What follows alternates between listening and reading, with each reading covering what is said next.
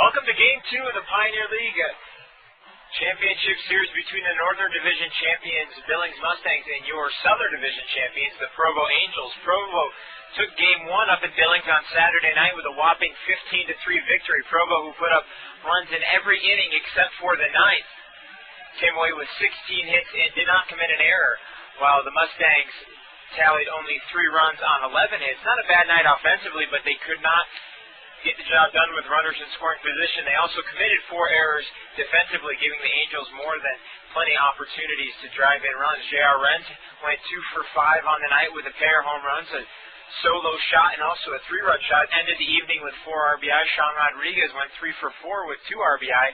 That 2 RBI courtesy of a 2-run blast over the short left field wall in Billings. We returned to Provo yesterday, a nice relaxing drive, about 10, 11 hours through the states of Montana, Idaho, and Utah, arrived back here in Provo. A relaxing morning, a good round of BP, and here we are ready for Game 2, set to start at 6:05 Mountain Standard Time.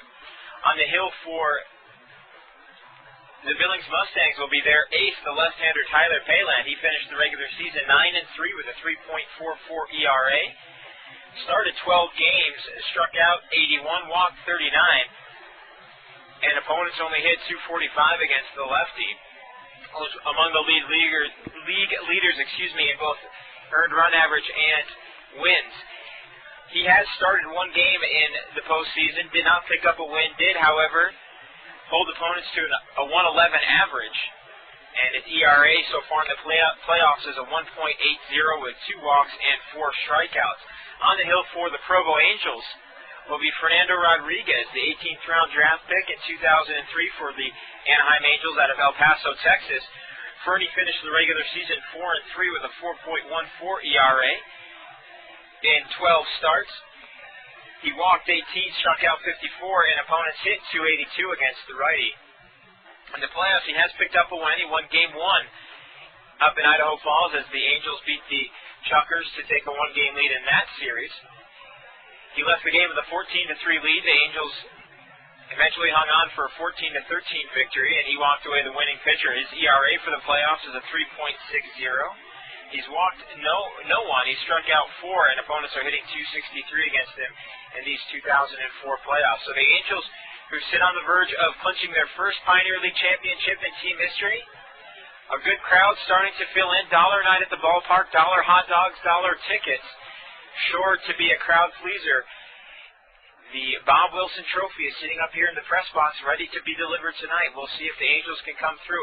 We're going to take a brief pause and we'll be back with the national anthem,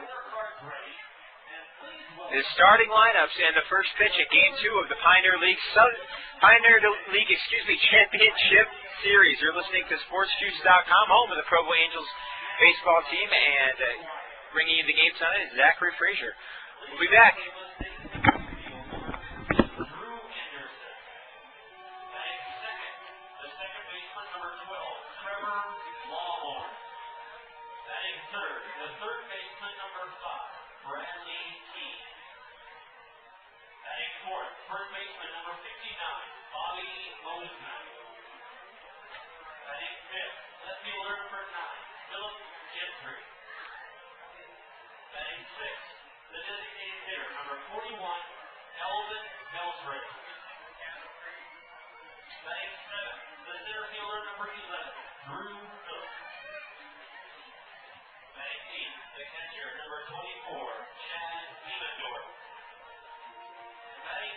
The shortstop, number 23, Janish.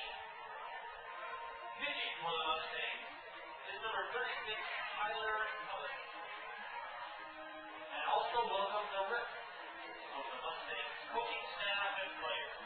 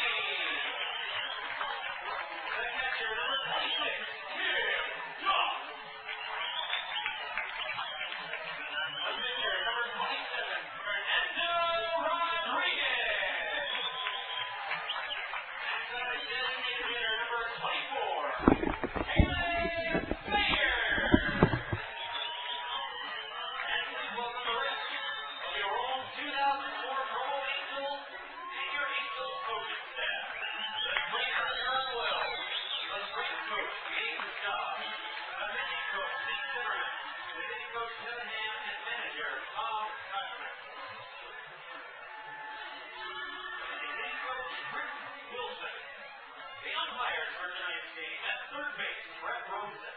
At second base, Clint Lawson. At first base, Mike Lusky. And behind home plate, Roy Bronner. And now, ladies and gentlemen, please rise and remove your caps and direct your attention behind home plate and to the flag in right center field. As Whitney Halliday will now perform our national anthem. Oh, say, can you see by the land's early light what so proudly we hailed at the twilight's last gleaming, whose broad stripes and bright stars through the perilous fight o'er the rivers we watched were so gallantly streaming, and the rockets regular songs bursting, gave true to the night that our flag was still there. Oh, sing us that star-spangled banner yet wave, o'er the land and the free, and the home of the brave. Welcome back to Provo Angels Baseball. We just had the national anthem, and the teams are getting set to take the field. Let's go over the starting lineup for the Provo Angels, at least defensively. Mike Perdomo will get the start in left field. Richard Giannotti in center, and J.R. Renz in right. Giannotti is in center, and J.R. Renz is in right. Nate Sun will get the call at third base with Sean Rodriguez. At short, Alexi Casilla getting the call again at second base, and Cliff Remley at first, with Tim Duff behind the plate, for Fernando Rodriguez, who is on the mound for the Angels here tonight. Leading off for the Billings Mustangs will be Drew Anderson, the right fielder. Hitting second will be the second baseman Trevor Lawhorn. Bradley Key will be batting third and playing third base. Bobby Mosby will hit fourth and play first base. Philip Gentry will bat fifth and play left field. Elvin Beltray will bat sixth and be the designated hitter. Drew Phillips will be the center fielder and bat seventh. Chad Ziemendorf will hit eighth and catch, and Paul Janish will bat ninth and play shortstop for the Mustangs. Had a little bit of an interruption here in the booth, but we're back on track as the crowd continues to fill in. This could very well be the last game at Larry H. Miller Field, as the Angels are anxiously awaiting the construction of Parkway Crossing Stadium, about halfway done at this juncture in the season. As they've just put up the light towers, we'll have later on in the game Nate Mathis, an assistant baseball coach for the UVSC Wolverines, a team, the college team that the Angels will share the facility with, a team that just went Division I, and both organizations are benefiting greatly from the construction of this stadium. We'll also be joined today by Stephen Smith in the middle innings. Stephen Smith operates the website FutureAngels.com. Many of you guys are familiar with that website as your son's pictures have been posted. And Drew Anderson will get set here to start game two. Rodriguez behind the mound, getting ready, and he'll step everybody set. A beautiful night in Provo, about 70 degrees, not a cloud in the sky. Leaves are changing in the mountains beyond the outfield wall. And early fall baseball in Provo is underway. The pitch from Rodriguez is fouled back to the screen, 0-1 the count.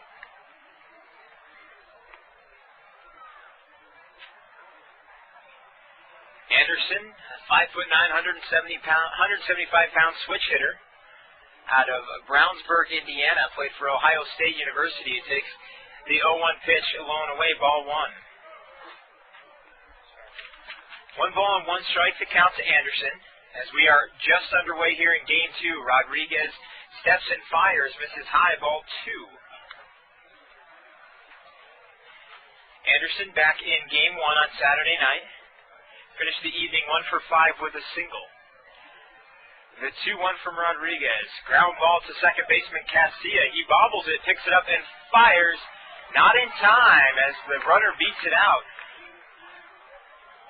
So Casilla struggles with the first ground ball of the game, and it'll be charged as an error, E4 on the play.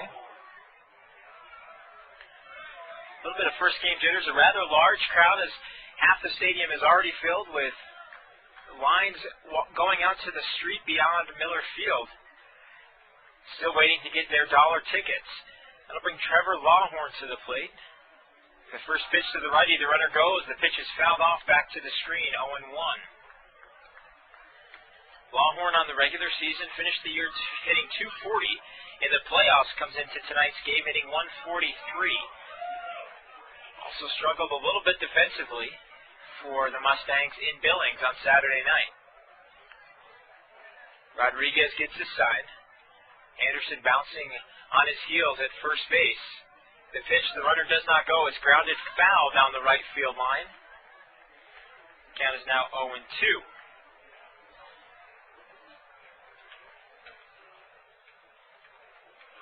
So no balls, 2 strikes.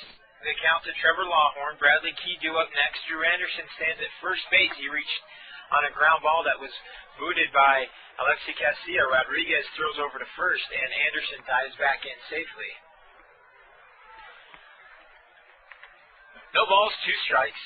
No out. We're just underway here in Game 2 of the championship series between the Mustangs and the Provo Angels. The pitch from Rodriguez is swung on and missed. Strike 3. A beautiful curveball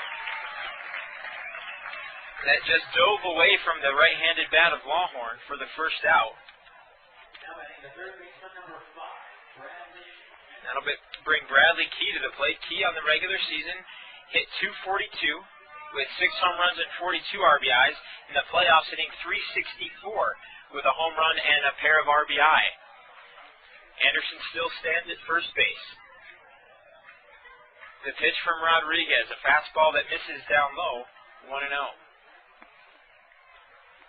Rodriguez, who has come on strong here in the end of the year. After Ronnie Ray was called up, a lot was asked of guys like Rodriguez and Nick Green and Carl Jelena, and all 3 of those righties came through big. The throw over to first, not in time, as Anderson dives back in safely. Sun has not set here. The outfield right now is drenched in bright rays, while the infield is just starting to get covered by some shade. An early start as per the rules of BYU. The 1-0 inside as the ball gets out of the hands of Tim Duff. Anderson will steal second base without problem. The pitch called the ball, and the count is now 2-0. So 2 balls and no strikes, 1 out. The Mustangs now have a runner in scoring position as Anderson stands at second base.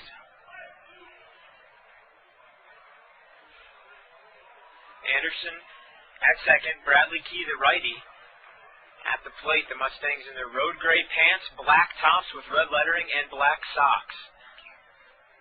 The pitch, the 2-0, just misses outside. 3-0 is the count now.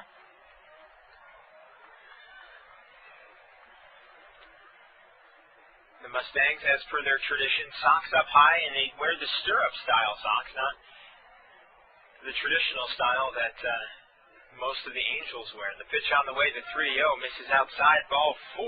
So a rough start here for Rodriguez as there's now runners at first and second and 1 out for Bobby Mosby. Mosby had a pair of strikeouts, was 1 for 4 on the night. Of course, the first run of the evening for the Mustangs came in the 4th inning when Mosby put a Carl Jelena fastball over the right center field wall. At that point, the Angels had a 9-1 lead, and things were pretty much safe. Here, not so much the situation as runners at first and second with only 1 out. The pitch from Rodriguez catches the outside corner. The snap throw to second base just barely misses Drew Anderson, as Anderson almost caught sleeping. 1 ball and no strikes, the count to Mosby. Behind the plate tonight is Roy Proner. Mike Lusky is down the line at first base. Clint Lawson is at second. And Brett Robeson is down the line at third. A 4-man crew here in the championship series. Fernando Rodriguez comes set. He looks at his Second baseman, the pitch on the way, catches the outside corner, called strike one. Mosby on the regular season, 263 with 19 home runs and 52 RBI. In the playoffs, comes in with a 100 average with only one hit, that hit being that solo shot in Game 1. The pitch on the way, lined into right field. That's going to drop for a base hit. J.R. Renz will come up. The throw will be cut off. Instead, as Tim Duff gathers it in. And there are now bases loaded. Anderson moves to third. Bradley Key moves to second. And Mosby is at first with a one-out single. So that'll load the bases for Philip Gentry. Gentry on the playoffs, a 500 hitter with 6 hits in 12 at-bats. Has 1 home run and 5 RBI. Gentry 335 on the regular year with 4 home runs and 31 RBI to his credit. So jam early on here for Rodriguez. Will now go back to working from the windup. The pitch to the left-handed batting Gentry is fouled back to the screen. 0-1 the count. Angels Baseball on SportsJuice.com is brought to you by the Takis family of Pacific Palisades, California. And if tonight is the last night, we certainly want to thank them for this service. The 0-1 from Rodriguez, taken inside for a ball, a curveball that seemed to kind of get away from Fernie. And the count is 1-1. Bobby Mosby's at first, Bradley Key at second, Drew Anderson is at third with 1 out in the top of the first. The pitch. A called strike two, a curveball that catches the inside corner. And Rodriguez is ahead in the count, 1-2. So the crowd is filled in rather nicely still. Many people to come. The 1-2 on the way, swung on and grounded softly to the first base side. 1 run will score as Cliff Remley will step on first base. Anderson comes across. Gentry is retired 3 unassisted. And that run will be unearned. However, the Mustangs take a 1-0 lead here in the top of the first. So, a little bit of a different scenario the Angels are not used to dealing with. The Angels themselves took a 1-0 lead, so let's see how they can respond. See if they can get out of this inning with Elvin Beltry at the plate with runners at second and third and 2 out. The pitch from Rodriguez catches the inside corner, a called strike one. Beltry on Saturday night's game was 3 for 4 with a single, a double, and a triple. He scored a run. On the regular season was a .254 hitter with 3 home runs and 15 RBIs. He's hitting .417 in the playoffs. The 0-1. Swung on and missed. Strike 2. He chases after a curveball. And Rodriguez is ahead in the count. So good crowd on hand here for Game 2 of the championship series. Angels looking to take home the Pioneer League trophy for the first time in their 4-year history. The 0-2 from Rodriguez, swing and a miss, strike 3. So a big strikeout to end the inning. We head to the bottom of the first. The Angels trail 1-0. You're listening to Game 2 of the Pioneer League Championship Series on SportsJuice.com.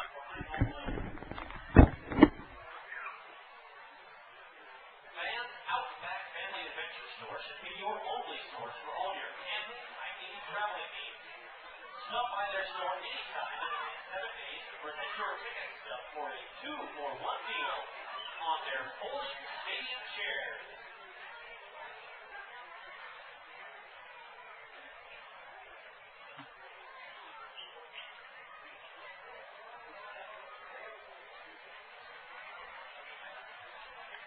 Fans, the next time you hop in the shower, wash your car, or water your lawn, remember our friends at Oregon City Department of Public Works Water Resources Division, who encourages all to conserve water.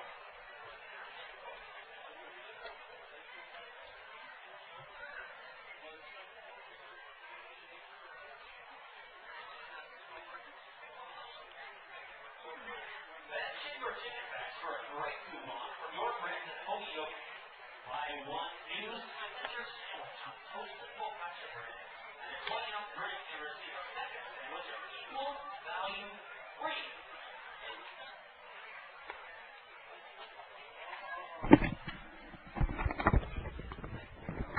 Welcome back to Provo Angels Baseball on SportsJuice.com. This is Zach Frazier bringing you Game 2 of the Pioneer League Championship Series between the visiting Billings Mustangs and your Provo Angels. Angels trail 1-0 as we head to the bottom of the first. Let's take a look at the Mustangs defensively.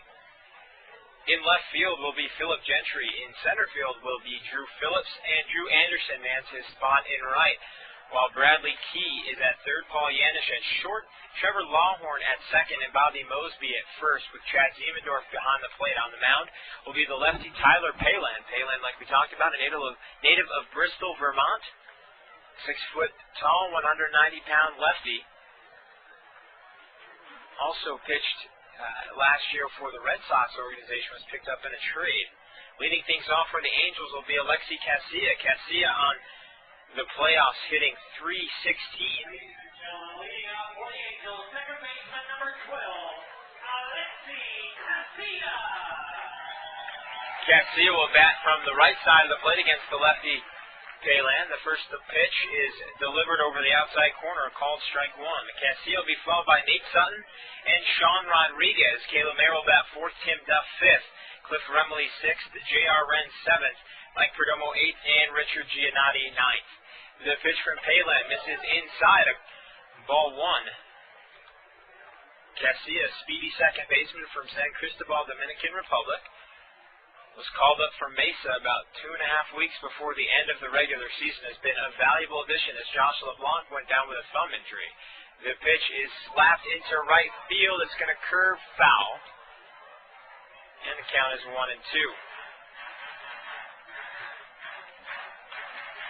On the regular season, hit .333, only saw action in 4 games with the Angels as he heads back to the dugout with a broken bat. But with the injuries to guys like Chris Walston and Josh LeBlanc, Michael Hughes, it's been great to have these call-ups that have shored up the defense and the pitching staff. Anthony Whittington, a big left-handed arm going down. So it's been nice to have these call-ups. The 1-2 is grounded back up the middle, not hard. Trevor Lawhorn will have to hustle, but not in time. He doesn't even attempt to throw as Casilla leads off with an infield single.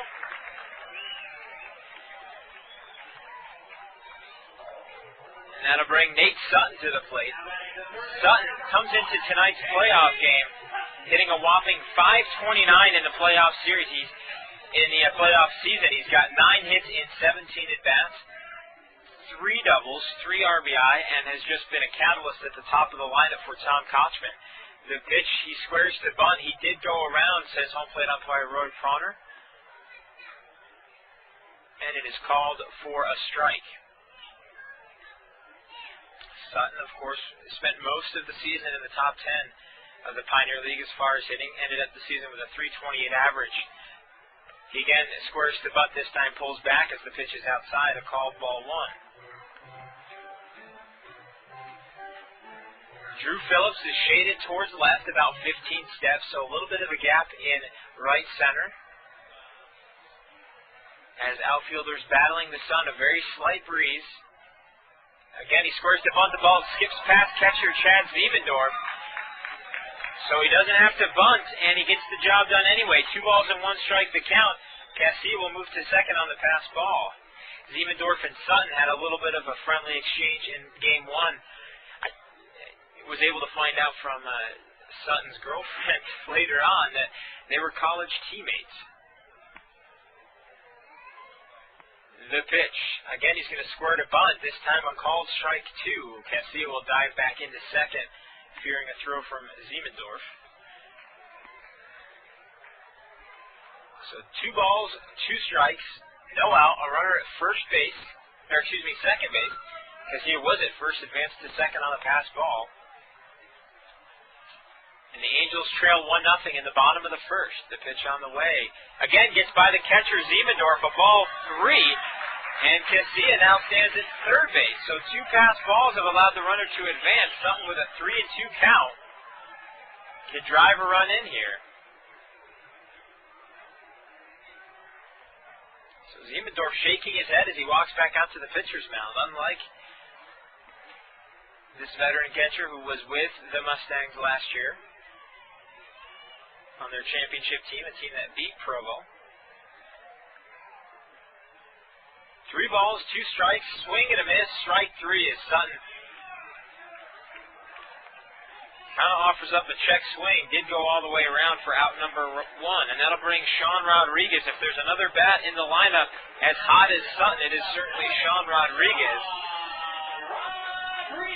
Rodriguez in the playoffs, hitting .545. He has a slugging percentage of .1273.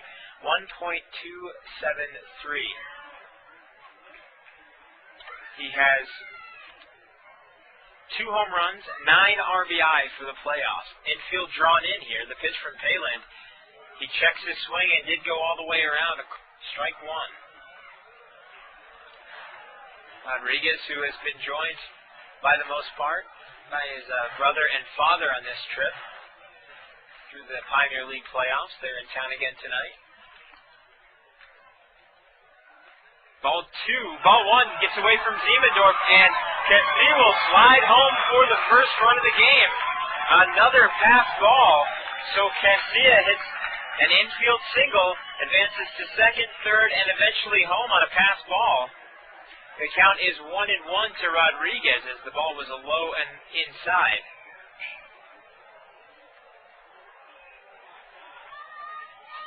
So speed manufacturing runs for the Angels early on. The 1-1 from Palin. This is high and outside, ball 2. Rodriguez hasn't seen many pitches that he can hit.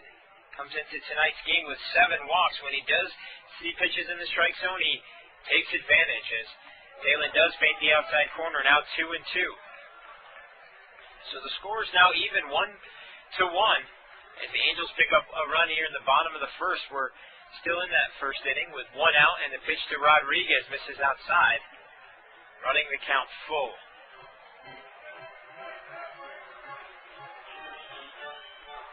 Angels, who moved to Provo in 2001 from Helena, Montana, and became an Angels affiliate. The 3-2 is swung on and missed, strike 3. So Rodriguez goes down on strikes, and that'll bring Caleb Mayer, the designated hitter, to the plate. Mayer, for the playoffs, hitting an even .300. On the regular season, finished the year hitting .316 with 6 home runs and 36 RBIs. The pitch from Palin misses outside and low, ball 1.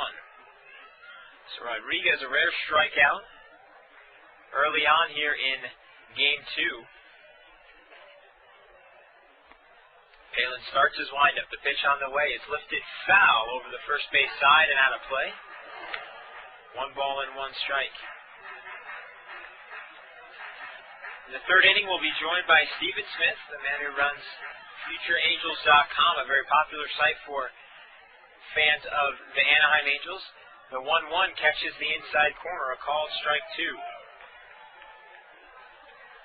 We'll also be visited by Nate Mathis, an assistant baseball coach at UVSC, the college campus where our new stadium is being built. The 1-2 is swung on and grounded right back to Palin. He'll step and fire to first, a little low, but Mosby is able to pick it out. And we head to the top of the second, a 1-1 game. The Angels pick up a run, and the game is now tied. You're listening to Provo Angels Baseball on SportsJuice.com.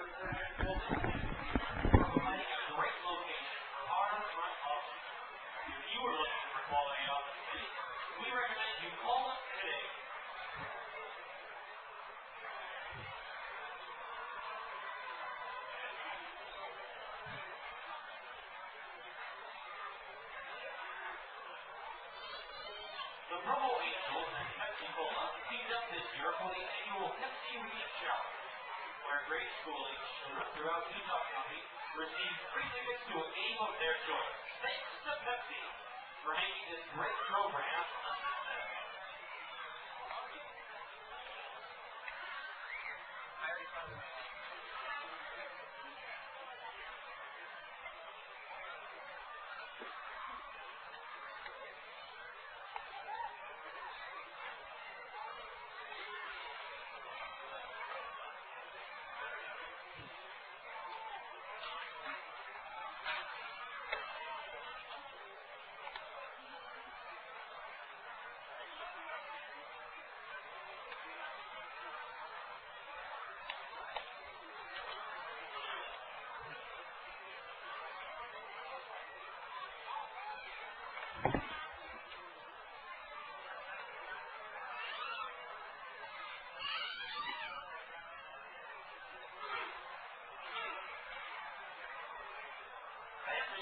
about starting your own business? If so, you should contact Brad Whitaker at Tito. Tito is a nonprofit division for economic development.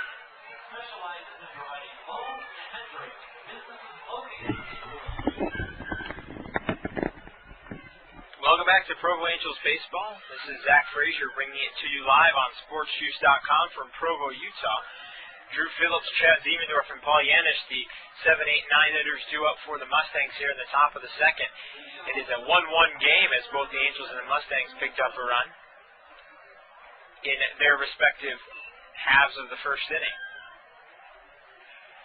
Phillips for the playoffs hitting .444 with a double and an RBI. Finished the regular season hitting .271 with no home runs and 15 RBI. The first pitch from Rodriguez is lined past the diving Alexi Casilla into right center field. So the Mustangs have their second hit of the night. Casilla just inches away from reeling that in. Chad Ziemendorf, the catcher, will walk to the plate. Ziemendorf hitting .111 for the playoffs, .296 on the regular season with no home runs and 11 RBI. Rodriguez now working from the stretch position. It's over his shoulder. Ziemendorf squares to bunt. It's a called strike one as he pulls the bat back. Nate Sutton is in at the corner, even with the bag. And within the next 12 seconds, he'll probably be standing on the grass. Cliff Rumley holding the runner on. So a couple of holes on both the right and left side of the infield. Again, Ziemendorf shows to bunt. This time pulls it back. The ball gets away from Tim Duff as it is called for a ball up high. So both catchers struggling to hold on to the ball here early on. Phillips will advance to second base on the pass ball.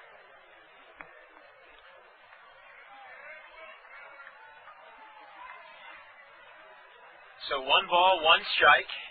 No outs, a runner at second base for the Mustangs. Corner still drawn in for the Angels. Ziemendorf again squares to bunt. He does offer, says first base umpire Mike Lusky. He did throw the bat out there. He did miss, and it is called strike 2.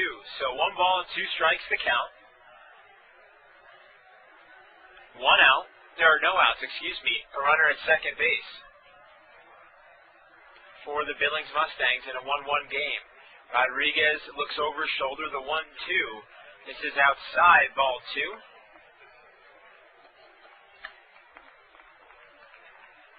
As Ziemendorf looks at a pitch outside. As we mentioned earlier in the first inning, Ziemendorf and Nate Sutton, college teammates at UC Santa Barbara, as he asks for time and digs into the right side of the batter's box. Rodriguez comes set. Looks it over his shoulder. The 2-2. Curveball taken high, ball 3. The count now full to the number 8 hitter, Ziemendorf. Interesting to see what happens here tonight in game 2. The 3-2 on the way. Ground ball to the second baseman, Casilla. He'll field it cleanly and fire to first for the first out.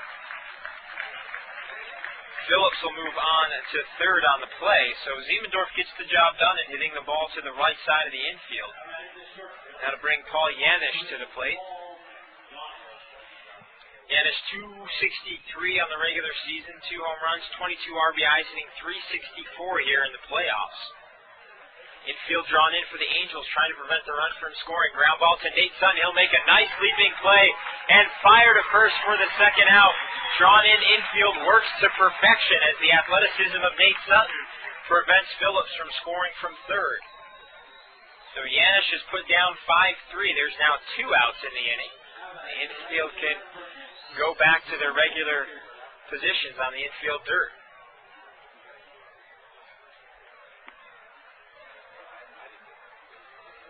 Drew Anderson, who reached on an error and scored in the first inning, is 0 for 1 on the evening. The first pitch gets away from Tim Duff, and that'll allow a run to score. That's going to be a wild pitch charged to Fernando Rodriguez.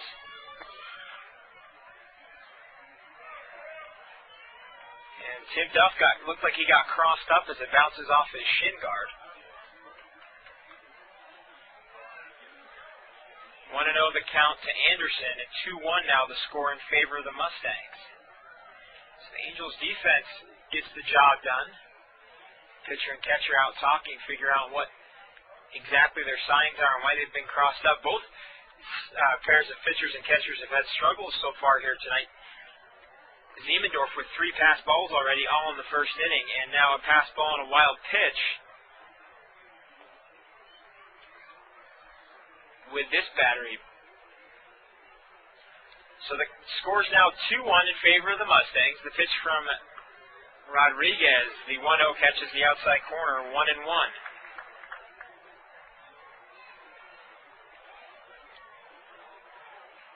Rodriguez gets his sign. The pitch on the way is lifted into left field. Mike Perdomo will go over, fight the sun, and reel it in for the third out. However, the Mustangs do pick up another run. They lead 2-1 as we head to the bottom of the second.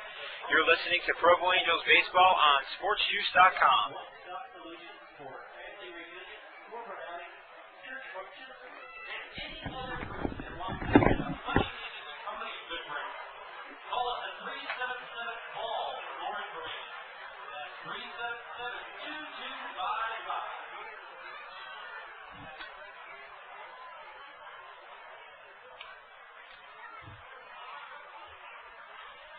Attention fans, it's time to announce the winners of the Love Sack Best Sack in the House contest. Congratulations, Sabrina and Noah Johnson and Chelsea and Jeffrey Deli.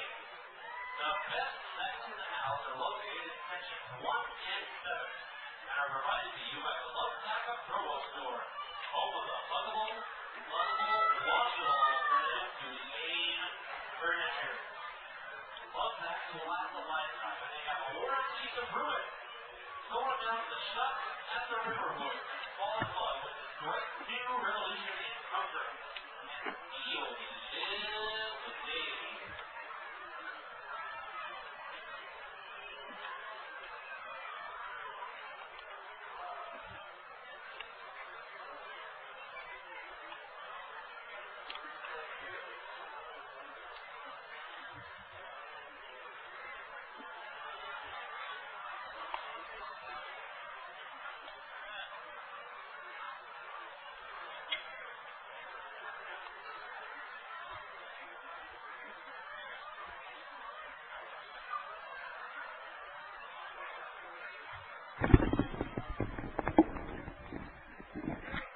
Jim Duff will lead things off here in the bottom of the second as the Angels will try to get back the run they gave up in the top half of the second. Tim Duff will lead it off. Cliff Remley will bat second, and J.R. Renz due up third.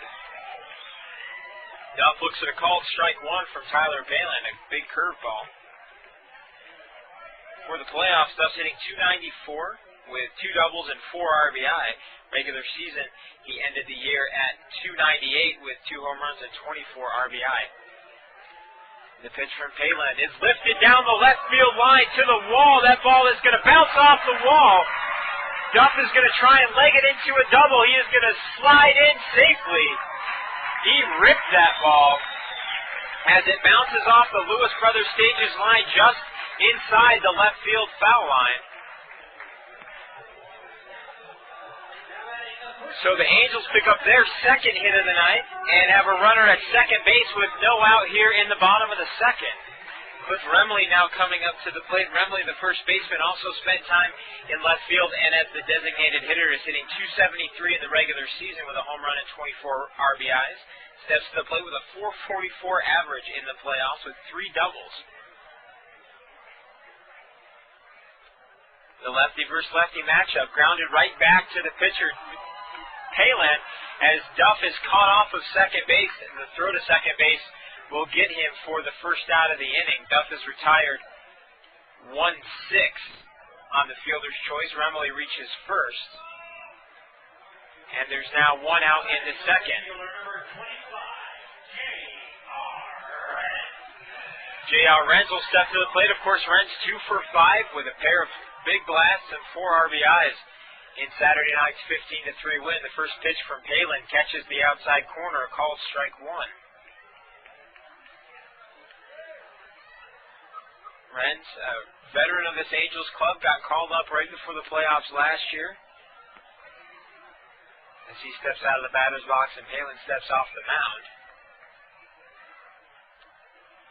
No balls, 1 strike, 1 out, 1 runner at first for the Angels. The pitch catches Renz in the backside. As he talks a little bit, not pleasing manager Tom Kotzman, who tells him to quiet down and get down to first base. Remley now stands at second. Renz is at first. And that'll bring Mike Perdomo to the plate. Perdomo for the playoffs, hitting .211. Of course, that big triple in Game 3. The pitch on the way from Palin is fouled back to the screen. 0-1 the count. Picked up a pair of singles also last Saturday night in that 15-3 victory. Another veteran presence for Tom Kotzman on the lineup, as he was here in 2002, sat out 2003 with a severe arm injury, and is now trying to work his way back.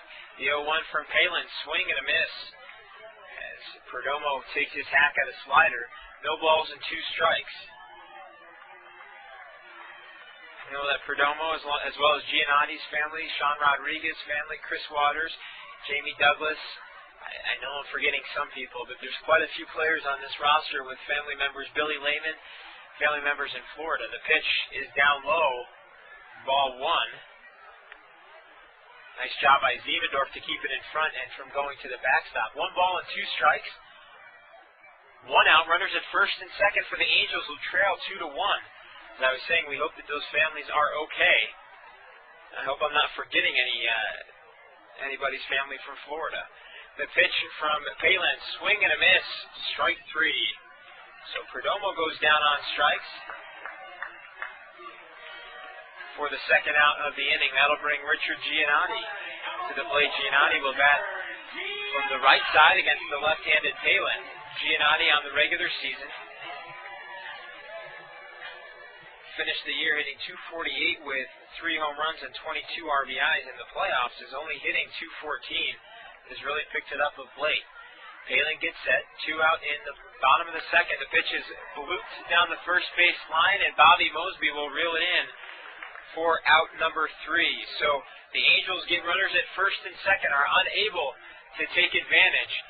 As we head to the top of the third, the Mustangs have a 2-1 lead. You're listening to Provo Angels Baseball on SportsNews.com.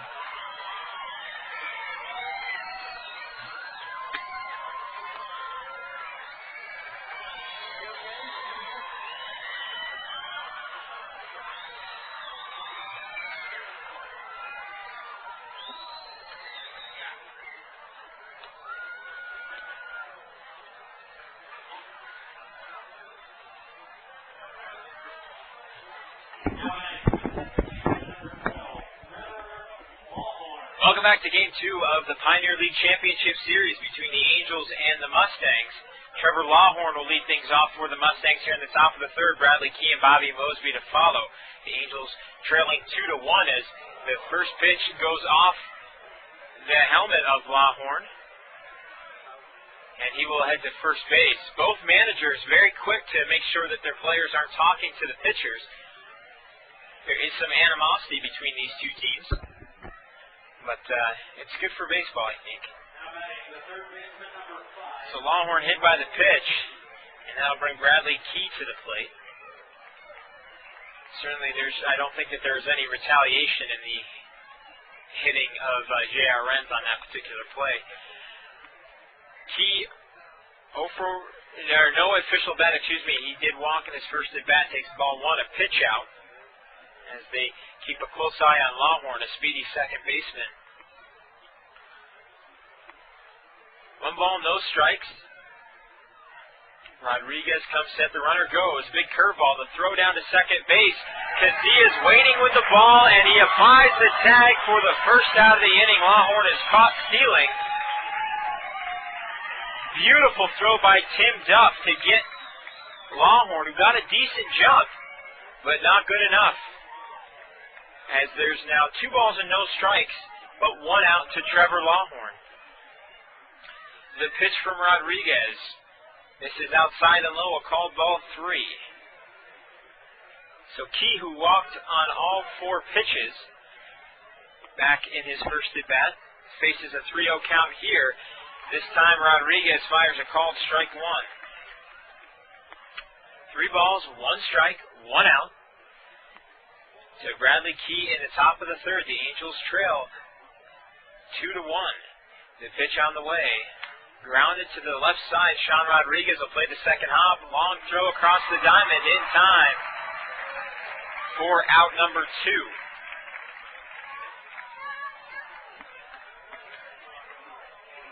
So Bobby Mosby, who singled in his first at bat, will come to the plate. 1 for 1. Mosby, the big first baseman on this Mustangs team from Belleville, Illinois, takes the first pitch for a ball. Crowd continuing to fill in. Hasn't been since the first week of the season that the Angels have seen this good of a crowd as the pitch misses outside. Ball 2.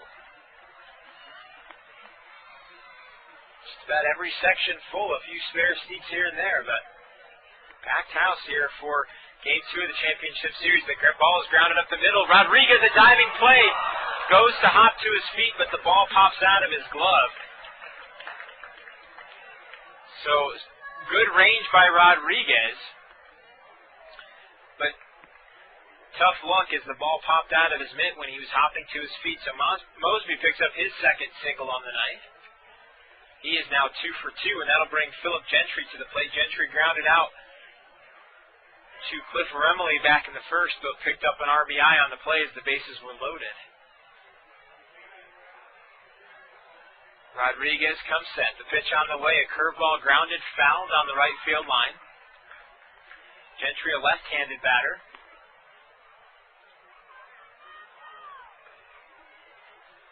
But throws right. No balls, 1 strike. 2 out here in the top of the third. Rodriguez comes set again. The pitch. Drops a bunt down the third base line. Rodriguez fields it barehanded. The long throw pulls the first baseman off the bag. Remley unable to keep his foot on. So Gentry bunts for a base hit. There's now runners at first and second, and that'll bring Elvin Beltry to the plate. Beltry 0 for 1. Struck out swinging to end the first inning with runners at second and third. He now has runners at first and second and 2 out. Beltry looks like he's a man among boys, a very strongly built 6'3", 200 pounds as he fouls the first pitch off. No balls and 1 strike.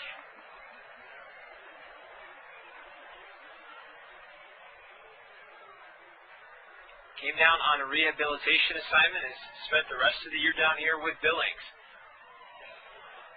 The 0-1 on the way.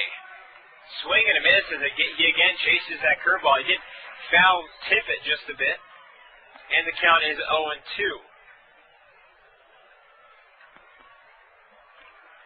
No balls, 2 strikes.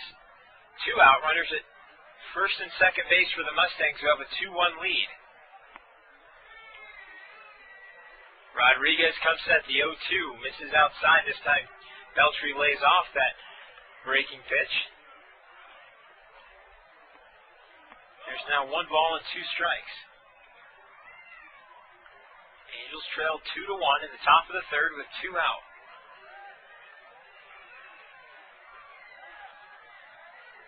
Beltry asks for time and is granted by home plate umpire Roy Bronner. He digs back in. Bobby Mosby at second base. Philip Gentry at first. Fernando Rodriguez on the mound with a 1-2 count. The pitch just misses outside. A fastball trying to paint the corner, and the count is now even at 2. So deuces wild in the top of the third. 2 balls, 2 strikes, 2 out. 2 runners on, and a 2-1 ball game in favor of the Billings Mustangs. Rodriguez again comes set at the chest. The pitch. Curveball, swing and a miss. Gets away from Tim Duff. He'll step and throw to first for the third out of the inning. We head to the bottom of the third. The Angels trail 2-1 in Game 2 of the Pioneer League Championship Series. You're listening to Zach Frazier and Provo Angels Baseball on SportsJuice.com.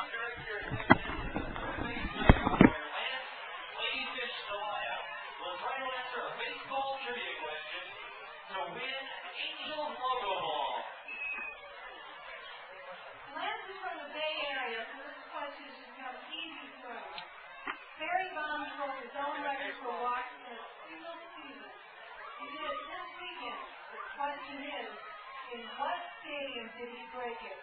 Was it A, Bank One Ballpark, B, Pacific Ballpark, C, Dodger Stadium, or D, Candlestick Park?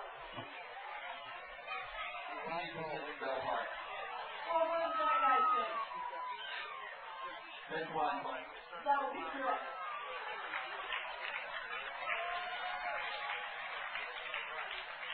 Congratulations, lady. You won an Angel Logo Ball. And thank you to our friends at La Quinta in the Sweet New World for sponsoring tonight's baseball trivia question and for the great prizes.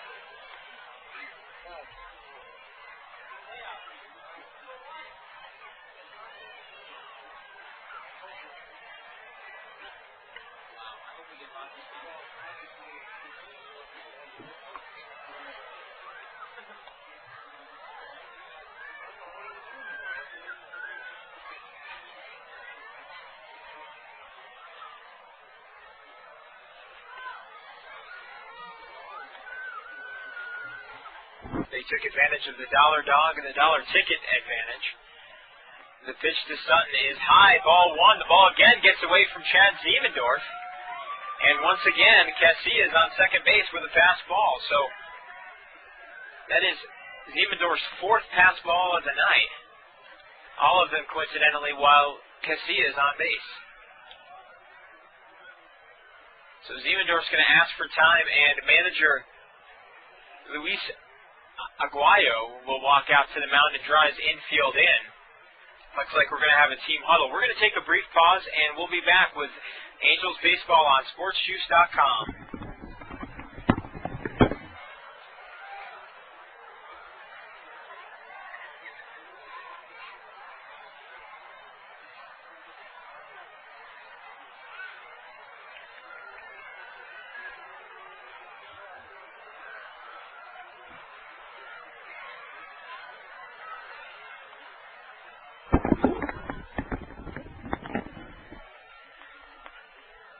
So we're back, ready to go.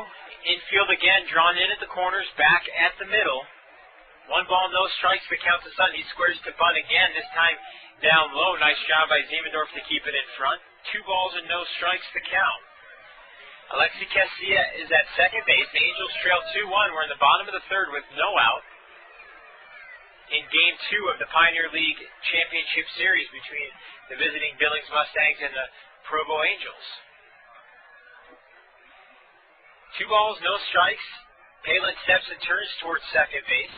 Casilla's back in safely, no problem. No one was breaking towards the bag for the middle infielders for the Mustangs. Sean Rodriguez swings the weighted bat in the on-deck circle. The pitch on the way. Sutton takes it down low, ball 3. Good job again by Ziemendorf to block it. Guess there's a little bit of complaint with the sun and the backdrop in center field. One of the home field advantages, I guess, of playing at Miller Park.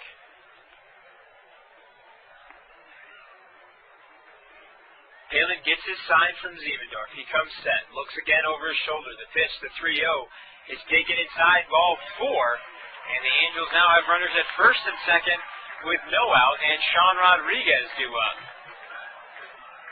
Rodriguez, also a strikeout victim of Palin back in the first inning, is 0 for 1 on the night. Right now, the board flashed across the matrix board here, Larry H. Miller Field, shows the average that they finished the regular season with. Sean finished with a .338 batting average, but right now, as we talked about earlier, coming into tonight's game, hitting .545 in the playoffs. The pitch from Palin catches the outside corner. No balls and 1 strike. Infield back at middle at a double play depth. Center fielder Drew Phillips is shaded towards the left. No balls and 1 strike to count to Rodriguez. The pitch is taken down low, ball 1. Palin wanted an appeal down the first base line, but Rodriguez's bat never left his shoulders. Alexi Casilla is at second base. Nate Sutton is at first. The Angels trail 2-1 in the bottom of the third with no out and Sean Rodriguez at the plate. The pitch from Palin. This is outside and low again. Ziemendorf is really struggling holding on to those balls tonight, but doing a good job of keeping everything in front. 2-1 now the count to Sean, the Pioneer League MVP in 2004 and also a member of the All-Star team. Powerfully built, 6-foot-tall shortstop from Miami, Florida. The 2-1. A called strike 2 as Rodriguez looks at a changeup. And the count's now even, 2 balls and 2 strikes. Fans here, good crowd on hand, almost capacity. Fans waiting to explode in a big moment here in the championship series. 2 balls, 2 strikes, 2 runners on. No out in the bottom of the third. Rodriguez asks for time, and Proner obliges.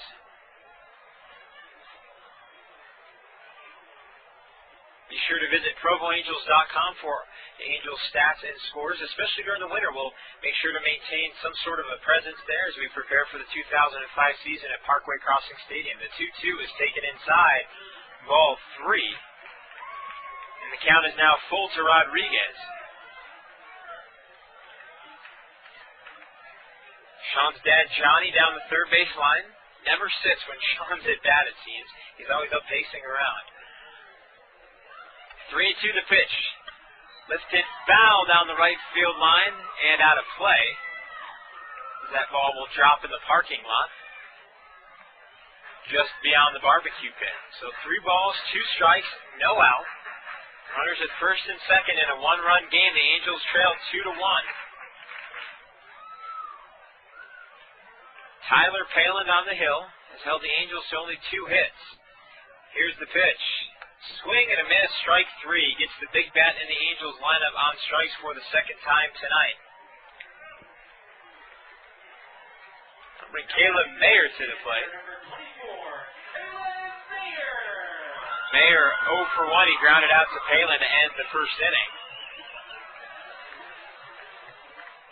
Very few lefties in tonight's lineup. Nate Sutton and Cliff Rumley, the only 2, as Giannotti and Casilla switch hitters have been switched around by the lefty pitcher. The delivery from Palin misses down low, 1-0.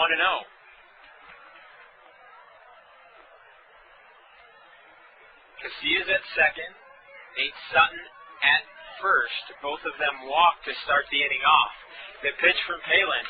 Grounded back up the middle. Lawhorn will get it. He'll flip to short. The throw on to first in time for the 4-6-3 double play. So the Angels get runners at first and second with no out. Unable to do anything with it. As we head to the top of the fourth, the Angels trail 2-1. You're listening to Provo Angels Baseball on SportsJuice.com.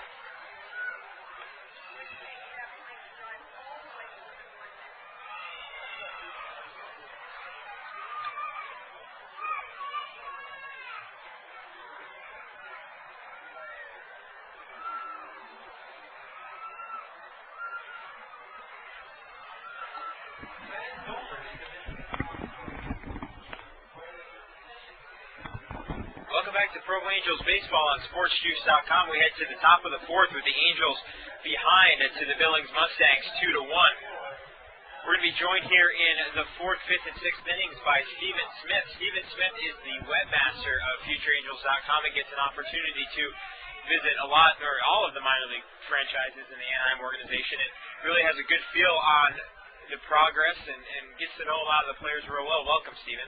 Well, thank you very much for having me, Zach. I hope it's a very special night for the Provo Angels. Stephen has been documenting the Angels since their arrival in 2001. Fernie's first pitch to Drew Phillips is taken inside for ball one. Now, as you go through the organization, we got a chance to talk to Bill Stillman, and he told us what he felt about the development as the 1-0 to Phillips is fouled back to the screen, 1 ball and 1 strike. From an outsider's perspective, what do you see right now in a lifelong Angels fan in the Angels organization? Well, Bill Stillman, in his typical understated way, really didn't take a lot of the credit he deserves from rebuilding this organization almost from scratch since he came in. The pitch is grounded to Nate Sutton at third base. He steps and throws to beat Phillips by 2 steps for the first out here in the fourth inning. Man, what do you mean by that? Well, when Mr. Stillman came in November of 1999, Baseball America was just about to rank the Anaheim Angels minor leagues as the worst minor leagues in baseball. And a lot of people, including myself, felt maybe that was a little bit unfair, but it did reflect at the time that they had not given a lot of attention to investing in player development and drafting some of the top-notch amateurs. The first pitch to Jack Ziemendorf, who's 0 for 1 on the night, is called inside for a ball. Ziemendorf grounded out to Alexi Casilla in the second inning for his first out of the game. The right-hander facing off against Fernando Rodriguez. The pitch on the way, swing and a miss, strike one. Who are some of the real prospects that you've, especially since the Angels, let's start with the Angels in 2001, that you've seen come up through this system? Well, I think, right off the top of the list, you have to go with some of the inaugural Provo Angels. Casey Kosman, Dallas McPherson, Jeff Mathis. Dallas and Casey are up with the parent club right now. Urban Santana, Stephen Sheld certainly are going to be top prospects the next year or two. For the 4 years that the Provo Angels have been here at Larry Miller Field, that first team may have been the best. 1 ball and 2 strikes as Ziemendorf fouled off the last pitch. He takes ball 2 as the appeal down to first base is not successful. 2 balls and 2 strikes now to count to Ziemendorf. You made a film, Stephen, about Casey Kosman. Tell us a little bit about that project. Well, first of all, let the pitch get in here. The 2-2 is fouled back over our heads, and Ziemendorf remains with a 2 ball and 2 strike count in the batter's box. There's just a little mini documentary that runs about 4 minutes, but everybody knows that Casey Kosman has been considered a very special kid ever since he joined his dad on the road in Boise at age 7, and through circumstances that may have been luck, may have been a little bit of magic, the Angels managed to draft him and keep him in the family, and here he is in the big leagues. The 2-2 on the way. Called strike 3 as Rodriguez gets a big strikeout. That's his 4th of the evening, and that'll bring up Paul Janish. Janish 0 for 1 with a ground out to Nate Sutton. Here in the top of the 4th, the Angels trail 2-1 with 2 out. Continue to tell us a little bit about Casey Kosman. Well, I think, first of all, stepping outside the organization, most people feel that Casey is one of, if not the best hitting prospect in the minor leagues this year. As Janish gets a called strike 1, what is so special about him? 0-1 to count out to Janish. The pitch misses inside, 1-1. Why is he such a talented hitter? What to see possessed that makes him that much better than everybody else? Well, first of all, growing up with his father, who's considered to be one of the best minor league managers in baseball. Second of all, is just talent. It's one of the important things about this level of baseball. One of the things that Tom Kochman does so well is to teach them how to conduct themselves as professionals, and he grew up with that. He didn't need to be broken in like these kids are learning this year. And, we're seeing on the field tonight a little bit of jitters, on both sides, errors being made here and there, physical and mental. You'll never see Casey Kochman do that. 3 balls and 1 strike to count to Janish. The pitch on the way from Rodriguez is lifted into right field. J.R. Renz has played perfectly, takes a step in and reels it out. So the first 1-2-3 inning for the Angels. We'll head to the bottom of the 4th. They trail 2-1. You're listening to Provo Angels Baseball on SportsJuice.com, and we will continue to be joined by Stephen Smith of FutureAngels.com. We'll be back.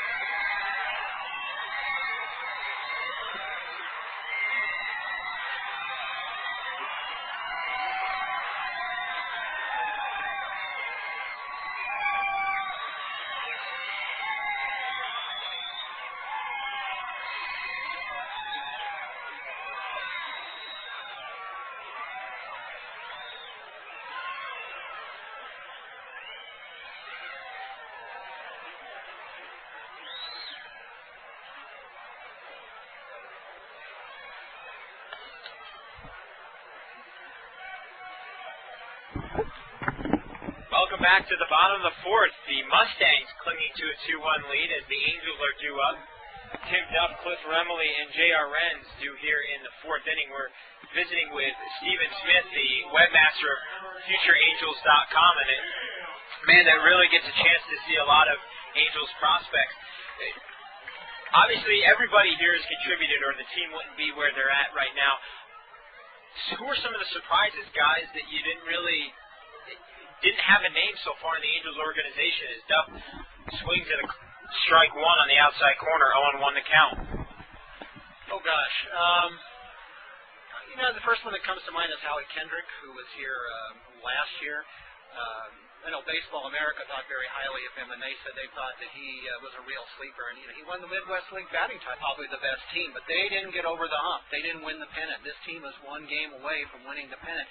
And you really don't have a lot of top prospects in the traditional sense on this team. Sean Rodriguez was a 3rd-round pick last year. But after that, you'd have to go to maybe Billy Lehman, who I think was, 6th, 7th round this year. 7th round. Josh LeBlanc, who's not even in the lineup because of injury. And so, a lot of guys have stepped forward and really gotten the job done this year. And, you talk about somebody like a Josh LeBlanc and Andrew Toussaint. Mitch Arnold certainly was somebody that everybody thought had a lot of potential, but certainly was a diamond in the rough, and a lot of times when you go on raw potential, you don't know if they're ever going to manifest it. And yet, here's a guy who's on the road to possibly being a future closer prospect in the big leagues. And you don't normally groom those in the minors, but here's the exception to the rule. 3 balls and no strikes to count to Remley as he's looked at 3 straight balls. Right now, Tim Duff stands at first base with no out in the bottom of the 4th, and the Angels trail 2-1. We're talking to Stephen Smith. The pitch on the way catches the outside corner, called strike. 3 balls and 1 strike now to Remley. Yeah, certainly the pitching staff has been impressive because there isn't a top prospect. There isn't a guy like a Jared Weaver on the staff, but everybody's done their job, and that really has led to a championship season.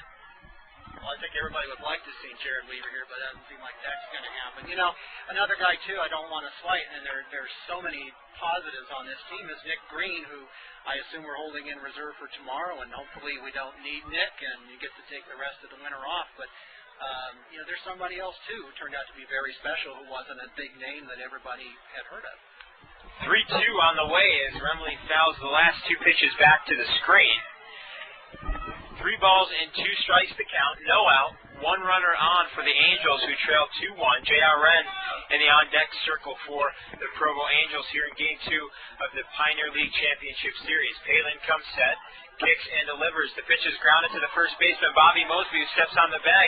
The throw down to second base is in time for the 1-6 double play, or the 3-6 double play, Remley is put out 3 unassisted. Duff is put out 3-6 on the tag. And that'll bring J.R. Wren to the plate. So the Angels, who have 3 hits on the night, 1 behind the Mustangs, are struggling to get runners past scoring position. And you remember the last time J.R. was up, he got plunked in the back and wasn't too happy about it, so let's see what happens here. The pitch from Palin is swung on and missed. Palin challenges him with a fastball, and Wren can't catch up. No balls and 1 strike to count.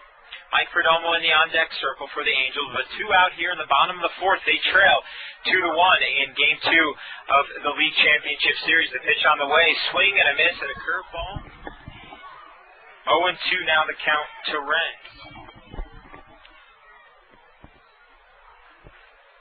No balls, 2 strikes, 2 out.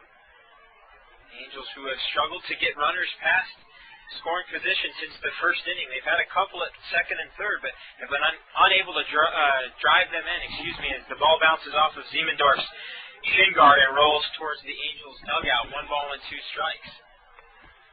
Yeah, so we were talking about Nick Green certainly has been a positive. And you look at some of the development here later on in the season out of lefties like Jamie Douglas, Kelly Shear, and Kyle Pawelczyk. The 1-2 on the way is lifted foul down the right field line and out of play. They've come along here in the second half of the season and provided an added depth to the Angels' bullpen. And let's not forget, too, the setup guys for Mitch Arnold and Chris Waters and Billy Edwards have done a great job. Not unlike the parent club, which has a great bullpen, too, all the way to the setup guys. The 1-2 misses inside. 2 balls and 2 strikes as Palin comes back with a tight fastball. Reds is able to step out of the way. So it's just been a pleasure to watch this year, and I'm sure that you've enjoyed it from California watching the development. The 2-2 on the way misses down low. 3-2 is watching the development of a true team in the real sense of the word. And that's been the case with Tom Kochman's teams for years and years, going back all those years in Boise, and even before that when he was managing full season ball in AAA or whatever level he was happened to be at. Every year it seems like these kids come to play for Koch, and it takes them a little while to meld, but as the pitch is outside and it's a ball 4 for J.R. Wren since he goes on to first base.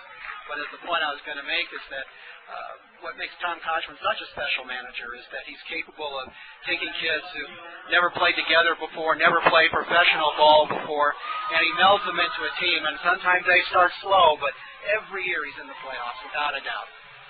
The Angels just 1 win away from clinching the Pioneer League Championship for the first time in 4 years. Mike Perdomo to lead things here, comes to the plate, now. The pitch misses outside, ball 1. Perdomo 0 for 1 on the evening. He struck out swinging in his first at-bat. J.R. Wren stands at first base with 2 out in the bottom of the 4th. The Angels trying to pick back up a run as they trail 2-1. And pitching coach Vern Rule will stroll out to the mound to visit with his lefty. His control seems to be struggling. A little bit right now. Mike Perdomo with a 1-0 count in the bottom of the 4th. What are some of the things, as we watch this game develop, what are some of the things that you look for, especially if the game stays tight with a 2-1 lead? What can you expect maybe in the 6th, 7th inning, both offensively and defensively for the Angels? Well, I think, first of all, both sides have got to cut down on the mistakes. A lot of physical mistakes and a lot of mental mistakes so far. Hopefully that's just early game jitters for both sides. But the Angels have certainly had their opportunities to score some runs. And the Angels' style of baseball is to manufacture runs with situational hitting and productive outs. And so far, they haven't done much of the latter. The 1-0 on the way misses down low as Palin falls behind Perdomo. 2 balls and no strikes. J.R. Renz is at first base being held on by Bobby Mosby. The outfield is at medium depth with the infield back with 2 outs. The 2-0 on the way is lined foul back to the screen down the first base side. 2 balls and 1 strike now the count to Perdomo. And you can't forget, Stephen, in Game 3 of the division series, the Angels trail 2-0 going into the bottom of the 5th. 3 singles in a row, bring up Sean Rodriguez, a double to center field, and all of a sudden the floodgates open. The 2-1 inside as it bounces away from Siemendorf. Renz will head to second base. As Siemendorf has a hard time finding the ball, he finally does. A wild pitch will be charged to Palin as that ball bounced about 58 feet. 3 balls and 1 strike now the count to Mike Perdomo, the feature of a Daily Herald article today here in Utah County. But yeah, you can't forget that the floodgates opened coming into the game or coming into the inning with a 2-0 deficit. Here's the pitch from Palin. Misses outside, ball 4. So the Angels now have runners at first and second with 2 outs for Richard Giannotti. Giannotti came to the plate with a similar situation in the second and popped up to Bobby Mosby to end the second inning. Well, this is going to be a very critical at-bat. Once again, the opportunity for the Angels to put some runs on the board, at least to tie this game. Giannotti really has to come through here, or else it's another opportunity wasted. The pitch from Palin misses inside and low, ball 1. And one of the things with Giannotti that you have to keep in mind, if he gets on base, that's a weapon in and of itself. However he gets on, I don't really care. And I don't think Kochman necessarily cares either. His speed kills when he's on base, but he does need to get on base. The 1-0, a curveball that catches the outside corner, called strike 1. So 1 ball and 1 strike, 2 out. Bottom of the 4th inning, the Angels trail 2-1. J.R. Renz is at second base and Mike Perdomos at first. We're being joined right now by Stephen Smith, the webmaster of FutureAngels.com. The pitch on the way from Palin again goes with the curveball, misses outside and high, 2-1. To leave it past in the drop of bunt here? Well, I would hope not with 2 outs, but, Billings did that a couple of innings ago, and it prolonged an inning for them. So you never know, but I kind of doubt in this situation. The 2-1, called strike 2, a fastball right over the heart of the plate, and the count is now even. 2 balls and 2 strikes, 2 out. Runners at first and second. And Giannotti has looked at all 4 pitches so far. He hasn't been swinging at anything other than what he's looking to drive. Of course, now with 2 strikes, he has to be a little bit less selective. The 2-2 from Palin misses the outside corner, instead catches the inside corner for a called strike 3. So we head to the top of the 5th. The Angels trail 2-1. You're listening to Provo Angels Baseball on SportsJuice.com.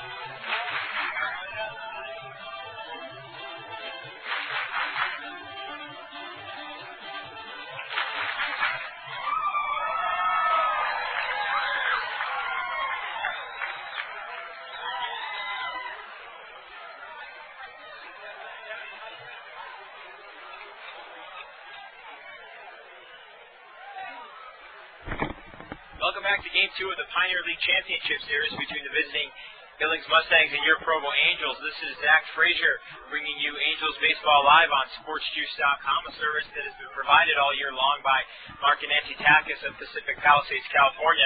And I know many families in the Provo Angels organization, as far as players and coaches are concerned, would like to thank the Takis family for that service. Drew Anderson to lead things off for the Mustangs here in inning number 5. He takes a called strike one on the outside corner from Fernando Rodriguez. And Stephen, what were you saying in between the break? What are some of the opportunities the Angels have missed so far as Rodriguez delivers a swinging strike two to Anderson? Well, I just said that Giannani really couldn't be as selective with 2 strikes, and it was a called strike on the inside corner for strike 3 to end the inning. But I think the other one was when Tim Duff led off the bottom of the second with a double and then got himself picked off on that ground ball, fielder's choice. That was probably the best opportunity to score. And, like I said, it's jitters. They know this is their big opportunity. The 0-2 from Rodriguez. This is outside and low. 1-2 now to Anderson. Anderson is 0 for 2. He did, however, reach on an error and score back in the first inning. Rodriguez gets his sign from Tim Duff. The pitch on the way. Misses inside and low, ball 2. The other thing, too, as you mentioned, is earlier in the game, both sides were having some problems with the harsh light in the background and the shadows across the pitcher in the infield. But now the field is fully in twilight, so the light shouldn't be as big a concern. As Rodriguez tries with a curveball this time, misses just a bit low, and the count's now full to Anderson. So Anderson fell behind 0-2, has been patient and battled back, is now in a favorable 3-2 count. Rodriguez starts his windup. The pitch to Duff is grounded to the second baseman, Alexi Casilla. He fields it and fires to first to beat the speedy Anderson for the first out here in the 5th frame. 1 out will bring up Trevor Lawhorn. Lawhorn is 0 for 1. He struck out and walked in the 3rd. Was caught stealing in the 3rd inning for the first out. But you got to keep in mind, too, like we talked about, 5th inning of Game 3, that's when the Angels exploded. You can't give a team like the Angels as many opportunities as they've had here without one of them coming to fruition as Lawhorn swings at a curveball, strike 1. Well, as my favorite sage philosopher, Yogi Berra, says, it ain't over till it's over. The 0-1 on the way, misses outside, 1-1.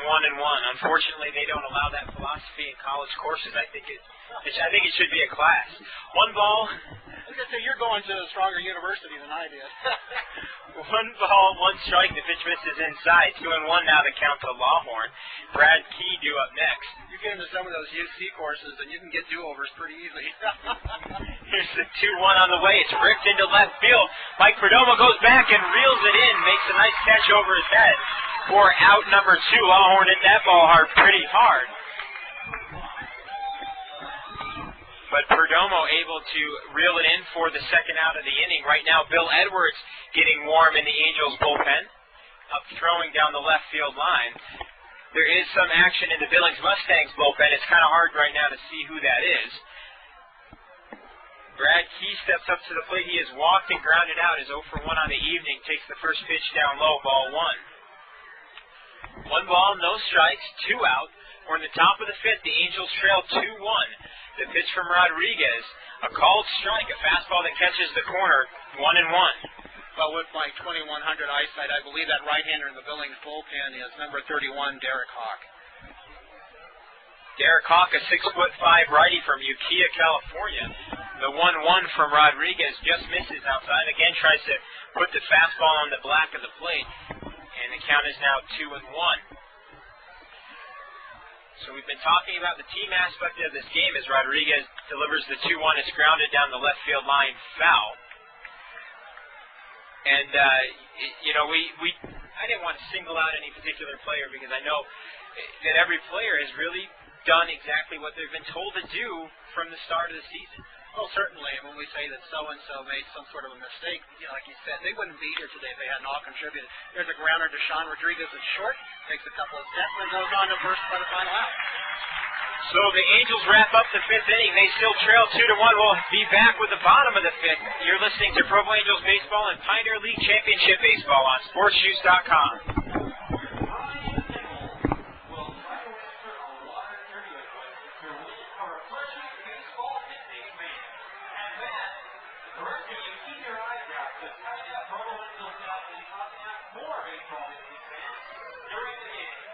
Okay, Brian, good luck.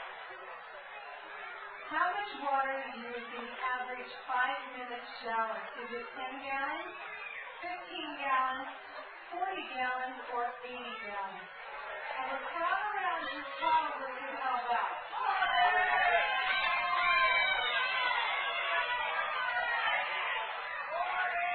See a lot of sports, so 40 is correct. Let's do it up here.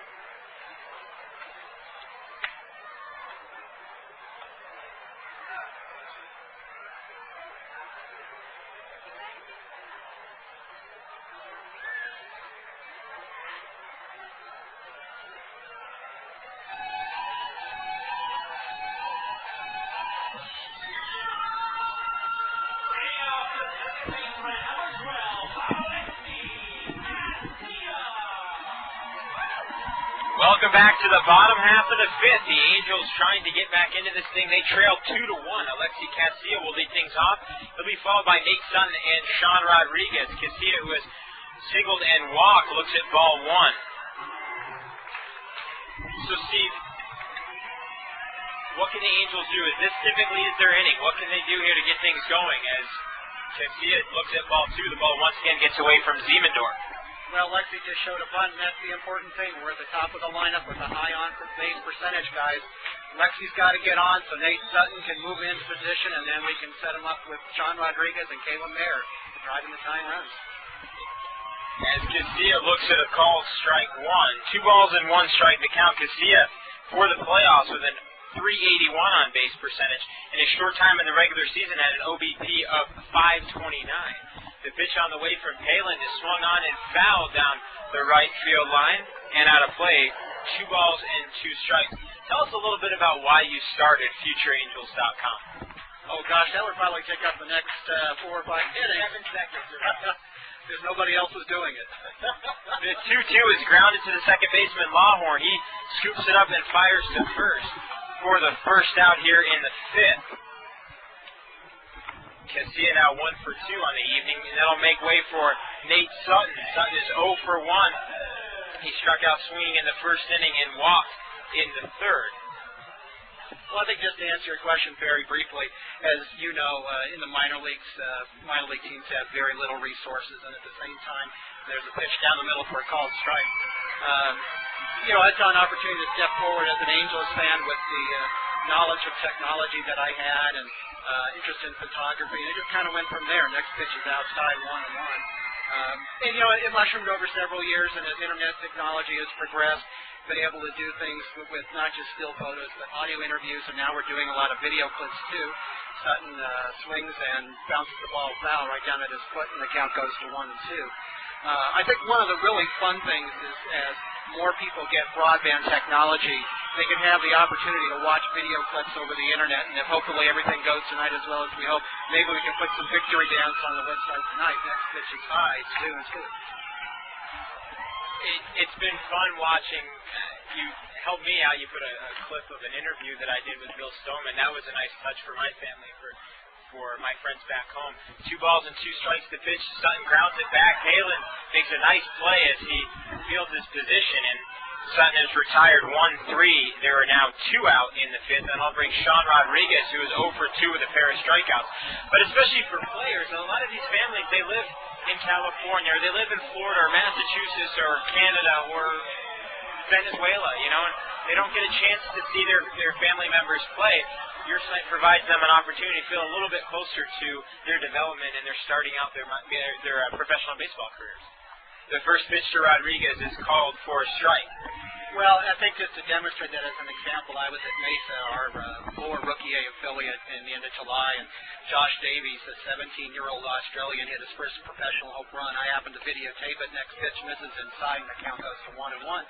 I went back to the hotel, I put it on the internet, and the next day I got an email from his father back in Australia saying, thank you for doing that, because I otherwise never would have seen it, and it had been 4 or 5 minutes since he's on his son, and he says he's grown, too. And the next pitch misses inside, and it's now 2-1. That's the kind of thing that you can't put a price on, that you were able to take that technology with a little bit of effort and know-how and give a player's parent a lifelong memory. 2 balls and 1 strike, the count to Sean Rodriguez. 2 out in the bottom of the 5th. The Angels trail 2-1. Rodriguez fouls the next pitch back to the screen, evening the count at 2. Now, how long, Steven, have you been an Angel in Anaheim or California or what Los Angeles Angels fan? You'd have to go back to Los Angeles. I'd say it was probably 1965 or 66 because I can remember watching. I remember being in Anaheim Stadium the first year they were there in 1966. The 2-2 is swung on and fouled back out of play down the first base side as Rodriguez battles here with 2 out in the bottom of the 5th. So you've seen them play in the original Anaheim Stadium. Where did they play prior to that? Well, in 1961, their first year, they played in Wrigley Field, and not the one in Chicago. Next pitch, breaking ball, and misses inside, and the count goes full 3-2 with 2 outs. Caleb Mayer's on deck. Folks who don't live in L.A. don't know the history, but there are 2 Wrigley Fields, or there were, and the Wrigley family built the one in Chicago, the Chewing Gum people, and they also built the one in L.A. Strike 3 call to end the inning. Once again, and Sean Rodriguez is not happy, and I'll let you exit out, and we'll pick it up in the next inning. We'll head to the top of the 6th. The Angels trail 2-1. You're listening to Provo Angels Baseball on SportsJuice.com.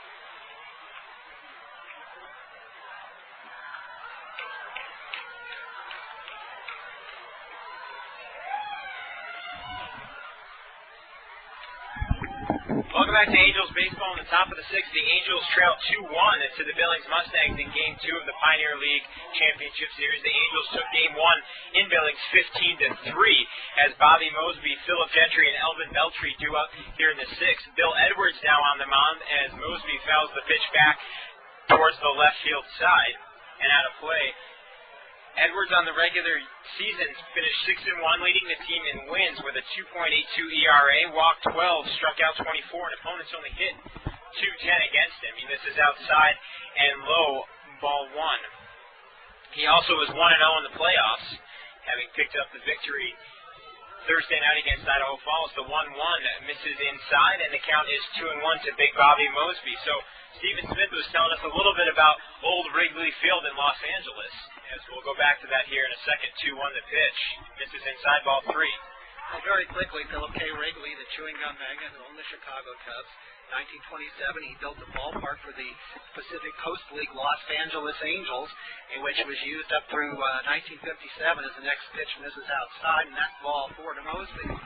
But to finish the story, when the Dodgers relocated to L.A. from Brooklyn, that franchise moved out, and then the stadium sat idle for 3 years, and if you've ever seen the classic Home Run Derby, that was filmed at the Wrigley Field in South Central L.A., and in 1961, when the Angels became an expansion team in the American League, they played there for the first year, and they went to Dodger Stadium 62 through 65, and then on to Anaheim in 66.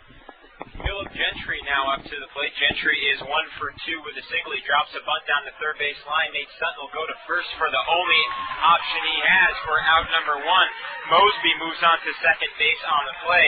Gentry picks up a sacrifice bunt, is retired 5-3 for the first out in the 6th inning. Fernando Rodriguez pitched wonderfully, went 5 full innings, gave up 4 hits, allowed 2 runs, but neither of them were earned, and struck out 4. So a good outing for Rodriguez as he kept his team in the game. The Angels unable to give him the run support that he needs to leave with a possibility to win, as Elvin Beltry 0 for 2 on the night with 2 strikeouts steps to the plate. Edwards comes set, kicks, and the pitch misses outside. Ball 1. So they moved to Anaheim Stadium in 66, and that's where they've been ever since. And to come full circle, it's been confirmed that our new owner, Artie Moreno, is actually thinking about changing the name back to Los Angeles Angels. As Beltry swings and misses at a fastball out of the strike zone, 1-1. Well, you've really been an Angels fan the whole life of the organization. What has Artie Moreno really brought to that team as the 1-1 pitch is grounded to Sean Rodriguez at short? He'll go to third for the tag out of Bobby Mosby. Smart play by Sean Rodriguez. Well, a big mistake by Bobby Mosby, who was not a stealth person to begin with. He's listed at 6'3", 240. But rule of thumb is they tell you when you're a runner on second, if the ball is hit on the left side in front of you, never, ever break for third. And that was a big mistake he made there. He was an insurance run. Now he's gone, and now Billings has a runner on first with 2 down. So the Angels do a good job of cutting that lead run down. Mosby is retired 6-5 on the tag, and Beltry reaches first out of fielder's choice. Drew Phillips will step up and look at ball 1. Misses outside. Phillips on the evening is 1 for 2. He scored a run back in the second. Right now the difference in the ball game. Edwards comes set. Kicks and pitches. The pitch is grounded back to Alexi Casilla at second base. He'll underhand flip to Rodriguez at second for the force out. And that tag out at third becomes key right there because that force now ends the inning. We'll head to the bottom of the 6th. The Angels trail 2-1. You're listening to Provo Angels Baseball on SportsJuice.com.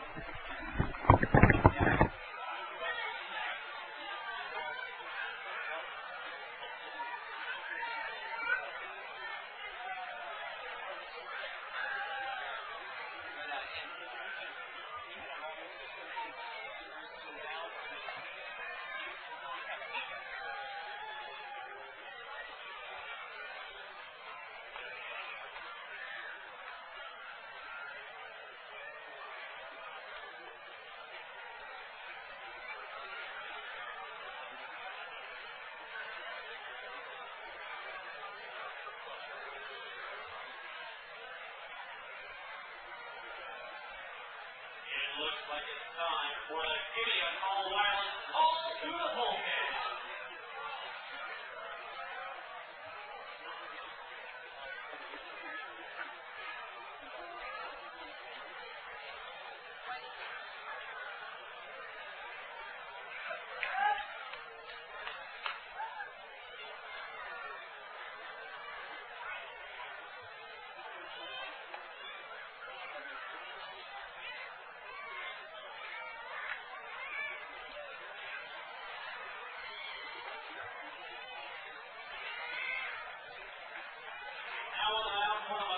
Number 31, Derek Hawk.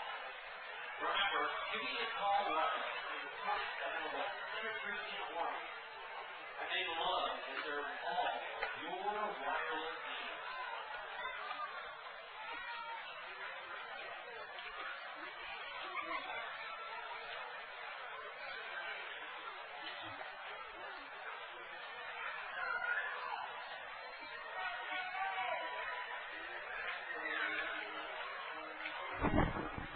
Welcome back to Provo Angels baseball. As we head to the bottom of the sixth, there's a new pitcher on the mound for the Billings Mustangs, number 31, the 6'5" right-hander Derek Hall. Hall, a righty out of Ukiah, California. Last year pitched for the Billings Mustangs, finished the year 5-3.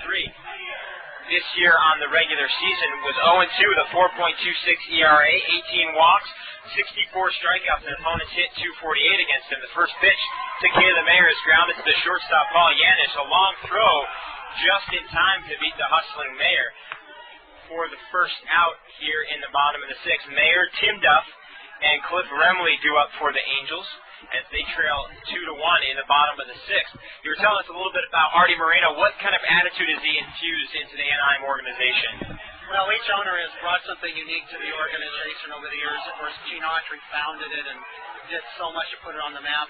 Disney really made it run more professionally as a business. Now Artie sort of blends the two. You've got a fan with a lot of money that knows how to run a business properly. First pitch misses outside, ball one. You know, he's done a lot to do things like really push the color red and pushing the Angels logo with the halo on it, trying to make it into a nationally recognized symbol, authorizing the GM to go out and sign people like Vlad Guerrero. So he understands the importance as the next pitch is a called strike, 1-1. He understands the importance of putting a competitive team on the field, but yet at the same time, he and Bill Stoneman are totally in sync when it comes to understanding how important it is to invest in scouting and player development and to invest in making sure that we have quality places for our players to play, like here in Provo and next year in Parkway Crossing. As the 1-1 misses inside, 2 balls and 1 strike now to Duff. Duff is 2 for 2. 2 of the 3 hits that the Angels have picked up on the evening with a double and an infield single. Hawk starts his windup, very slow working windup as Duff swings and fouls the pitch back to the screen. We talk a little bit about facilities. You're an out-of-towner. What can you tell folks about Parkway Crossing? Well, it's not a big pile of dirt like it was when I was here 6 weeks ago. They've got the foundation down, and they're starting to put the sod in. I saw the infield was there. The ballpark looks like it's going to be kind of cozy with the dimensions down the left field line at least, but it's going to be a nice ballpark, and what a great location. I-15 right there, the 272 off-ramp. People will be able to see it driving by, and I'm sure a lot of people are just going to become aware of fill-in-the-blank Angels baseball just simply from driving up and down the freeway next year. 2 balls and 2 strikes was the count. The 2-2 misses outside, and it's now 3-2 to Tim Duff with 1 out. Angels fans getting a little anxious here as we're in the bottom of the sixth. They trail 2-1 to the Billings Mustangs. The pitch from Hawk. Swing and a line drive to left field, going back to the wall. That's going to hit the top of the wall and stay in the ballpark. Tim Duff will have to hustle into second base with a stand-up double that hit off the yellow top of the wall. He needs to make sure that he stands on the bag because umpires are now going to converse. That should be a home run. The yellow lines, the ground rules of the park, the yellow line that lines the top of the wall should be considered a home run. But instead, Duff will stand at the base with his second double of the night, missing a home run by literally an inch. It caught the top of the yellow padding at the top of the wall and bounced back into the ballpark. So Duff with a 1-out double now stands at second base. Tom Kochman is still discussing it with home plate umpire Roy Proner, but it looks like that's going to be what stands. So Angels fans and the dugout looked like it exploded out, ready to get on their feet. Cliff Remley now will come to the plate. Remley is 0 for 2. He reached on a fielder's choice and grounded out to Bobby Mosby in the 4th inning into a 3-6 double play. So Derek Hawk now facing us off against the lefty, catches the outside corner, a called strike 1 in Parkway Crossing Stadium. That would have been gone. Well, I don't know what the dimensions are going to be out there, but that one did hit on top of the yellow line. You know your ground rules better than me, but it hit the top of the fence, it bounced up in the air, came back down and onto the field, and like you said, it's a game of maybe an inch or two right now. The pitch to Remley is fouled back out of play over the heads of the fans here in the reserve section. No balls and 2 strikes. And we've talked about the Anaheim Angels' philosophy of situational hitting and productive outs, and this is a classic example. 1 out, tying run on second. At the very least, Remley needs to get the ball to the right side. Sure, you like to have a base hit, but at the very least, get the ball to the right side to move Duff over to third. So no balls, 2 strikes, 1 out Hawk comes set. The pitch on the way is swung on and foul tipped. Remley just barely gets a piece to stay alive as both of us are pacing back and forth here a little bit. Very tight situation. The Angels trail 2-1. We've got one out in the bottom of the sixth. Tim Duff stands at second base. He represents the tying run. Cliff Remley at the plate with an 0-2 count and one out. Derek Hawk comes set. The pitch on the way is lifted foul down the third base line and out of play. Center fielder for Billings is playing him shaded a little bit the opposite way, which gets back to the situational hitting we're talking about. Hawk does not want Remley to pull that ball, so he's going to pitch him a little bit more offside, hoping that Remley will hit the ball to the left side of the field. So Remley, who's been hot here in the playoffs, an opportunity to cash in. The 0-2. Misses down low. The ball skips away from Chad Ziemendorf. And now a fly ball anywhere in the outfield will score a run. As the tying run is now 90 feet away. So Remley works the count a little bit. Gets Hawk to make a mistake. Ziemendorf, again, can't keep the ball in front. He doesn't have an excuse now because the sun is set. Well, I don't know if Ziemendorf is going for the Human Swiss Cheese Award for the Pioneer League, but I don't know how many fastballs and wild pitches he's got, but he could be the difference in this game. So 1 ball, 2 strikes. The infield drawn in for the Mustangs, trying to cut that run off at home. The 1-2 on the way is popped up down the third base line. Key will give chase, but the small dimensions of Miller Field, the advantage of the Angels right now as it finds its way into the stadium. 1 ball and 2 strikes. A simple fly ball to anywhere in the outfield, a little bit deeper probably in the left into left field would bring in the tying run for the Angels. Well, I assume Duff being a catcher, I haven't seen much of him. You've seen him a lot more than me, but I doubt he has more than average speed at the best. Fly ball be nice, base hit be better. He does not run extremely well, but he runs very smart. He's a good base runner. Not a lot of speed, but a heads-up base runner. The 1-2 on the way. Lined into left field. That's a big hit that's going to tie this ball game. Cliff Remley will turn and try to stretch it, but instead he'll put on the brakes and stop at first with an RBI single. Tim Duff scores, and the game is now tied 2-2. So Cliff Remley coming up clutch in the bottom of the sixth ties the ball game at 2 for the Angels. Vern Rule is going to walk out and visit with Derek Hawk, and I don't really feel bad for Tyler Palin, but you have to kind of feel a little bit bad about the fact that his nice outing was just wasted. Well, you and I talked this morning about how Tyler Palin is one of the best pitchers in the Pioneer League, 4th in ERA this year. But we were saying, you called it. We said if the game can stay close within a run, we get to the point where Tyler Palin comes out of the game and we get into the Billings bullpen, that's where our opportunity is to strike. And, Zach, you described it perfectly. So now if we can get one more run in and get the lead, we can go to the great bullpen we have. We have Billy Edwards on the mound, Chris Waters, some of those other guys, and Mitch Arnold is close. Let's just get that lead run. Well, we're just tied up right now, 2-2. In the bottom of the sixth, with one out, J.R. Wren steps to the plate. Cliff Remley at first base with an RBI single to tie this game up. As the Angels fight their way through Tyler Palin, and you really have to give the credit now to a guy like Fernando Rodriguez, who kept a very potent Billings lineup quiet, close enough in the ball game to give the Angels a chance to fight through the Billings Mustangs bullpen. The pitch to Renz misses up high, ball 1. 1 ball and no strikes with Mike Perdomo in the on-deck circle. And Fernando just turned 20 years old last June. I think he was having the jitters like any 20-year-old would in a title game. But after he settled down, he did a great job. Hawk comes set, looks over shoulder. He kicks and delivers, misses inside to Renz. 2 balls and no strikes. Renz was hit by a pitch and also reached on a walk, has been on base twice.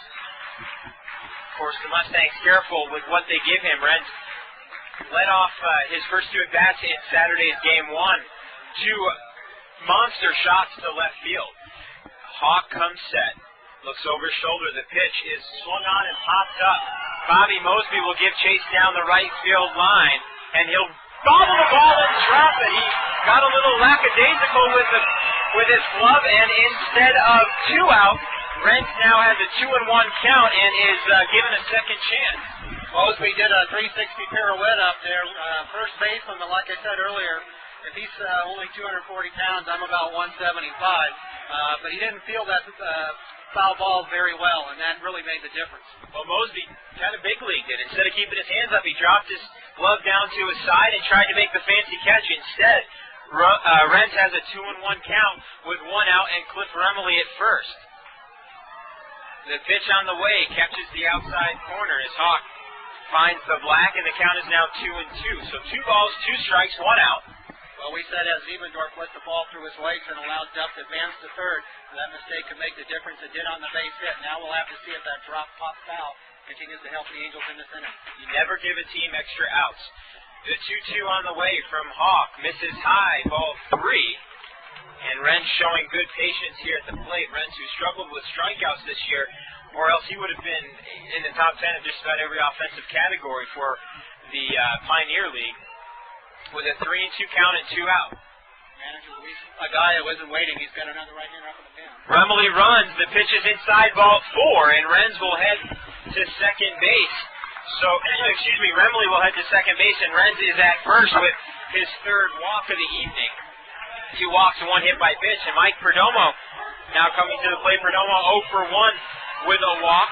He is coming into the game struggling a little bit average-wise, but has had some very big hits in the Angels lineup for the playoffs. And as the Provo Daily Herald reported this morning, he's the veteran of the team, and let's say if he generates the big headline for tomorrow's edition. Runners at first and second, a 2-2 game in the bottom of the 6th, 1 out. He swings and misses, strike 1. Hawk challenges Perdomo with a fastball, and Perdomo can't catch up.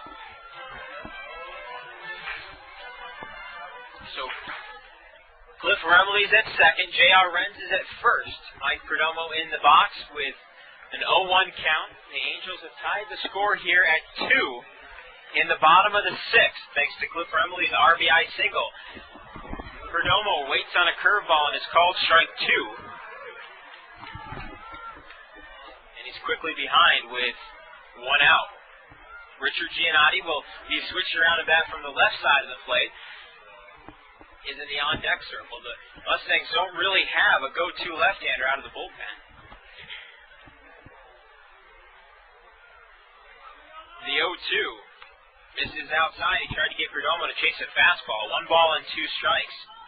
Can't really make out who that is down there. I think it might be number 37, Johnny Dillard. Dillard, who threw in game 1 and gave up that big 3-run blast to J.R. Renz, which really put the game out of reach for the Mustangs. Hawk gets his sign. The 1-2.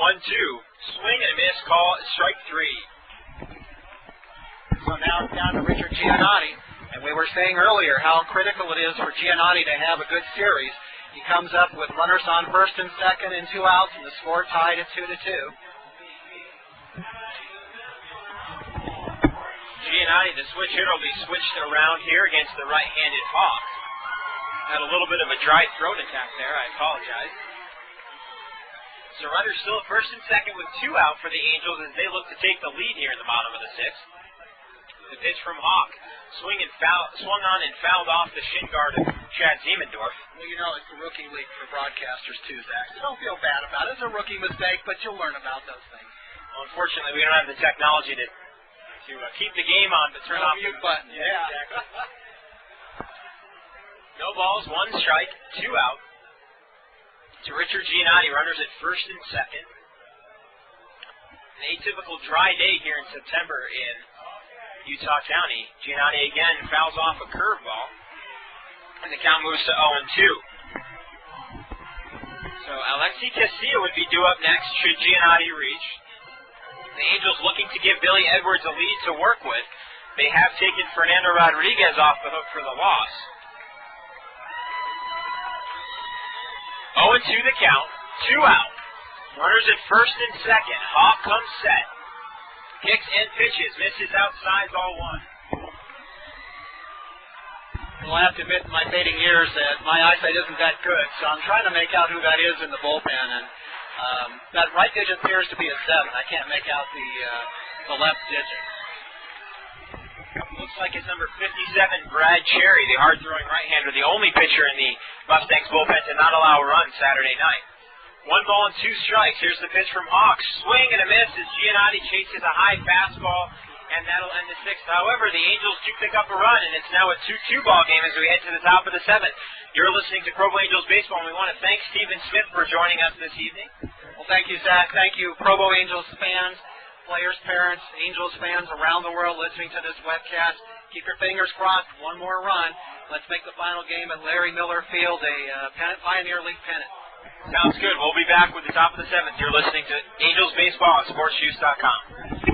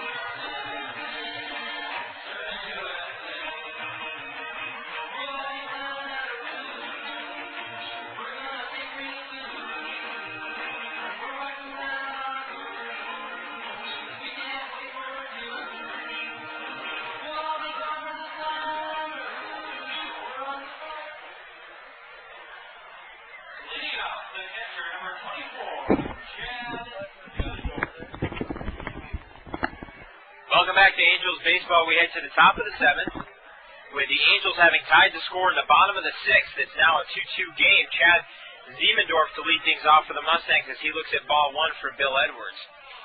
Ziemendorf 0 for 2 on the evening. He has grounded out to Casilla at second and struck out looking. The 1-0, catches the outside corner. 1-1. 1 ball, 1 strike, no out. We're in the top of the 7th. This is championship caliber baseball, a 2-2 game. The pitch is swung on and popped up down the first base line. It'll just find its way into the seats behind the Billings Mustangs dugout. And Edwards is ahead in the count 1-2. Ziemendorf will be followed by Paul Janish and Drew Anderson, the top of the order for the Mustangs. We've just been talking for the last couple of innings to Stephen Smith. He operates the website futureangels.com. A lot of photos available and video and information available on your sons at that website as Ziemendorf gets called out on a curveball for strike 3. So a big pitch by Billy Edwards. And the fans, a crowd of over 2,000 had packed the stadium here tonight. Very few empty seats available. The first pitch to Janish, swing and a miss, strike 1. Had gotten a little bit quiet and a little bit dull, but thanks to Cliff Remley's RBI single to left field driving home Tim Duff, they got on their feet in a hurry as Janish gets a called strike 2, a curveball that catches the outside corner, 0-2. No balls, 2 strikes. 1 out here in the top of the 7th. Edwards winds up and swings and grounds the pitch to Casilla at second base. He'll scoop it up and fire to first. Nice job by Cliff Remley to keep his toe on the bag for the second out of the inning.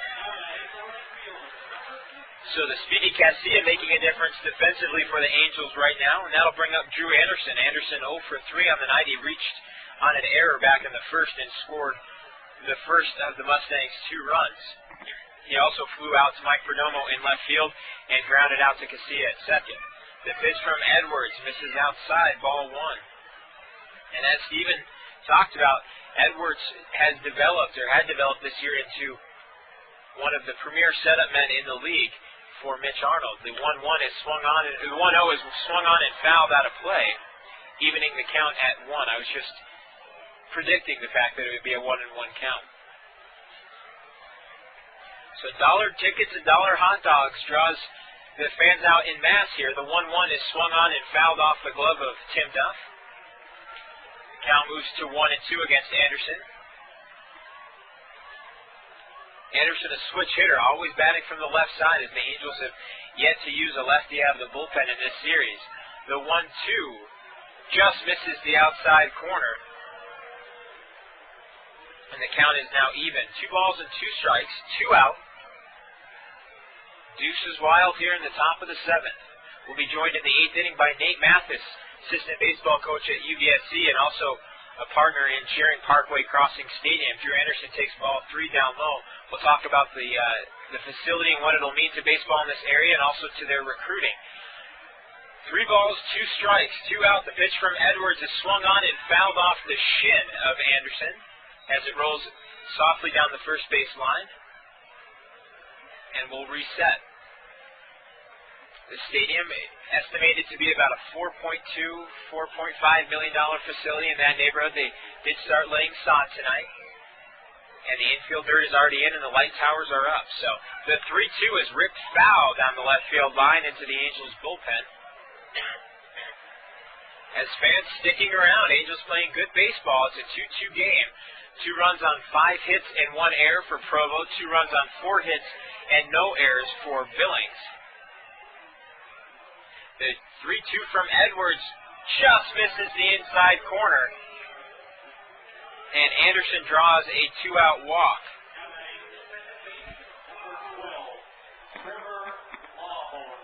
That'll bring Trevor Lawhorn to the plate. Lawhorn 0 for 2. He was hit by a pitch in the 3rd inning. He also struck out swinging in the 1st and lined out to Verdomo in the 5th inning. Edwards comes set, looks over his shoulder, kicks and delivers. The pitch is flied off his knee. He'll recover and flip to first for the 3rd out. So Edwards runs a little gingerly, but he'll be okay as we head to the bottom of the 7th. Tough guys out there on the field. Angels and Mustangs tied at 2. You're listening to Provo Angels Baseball on SportsJuice.com.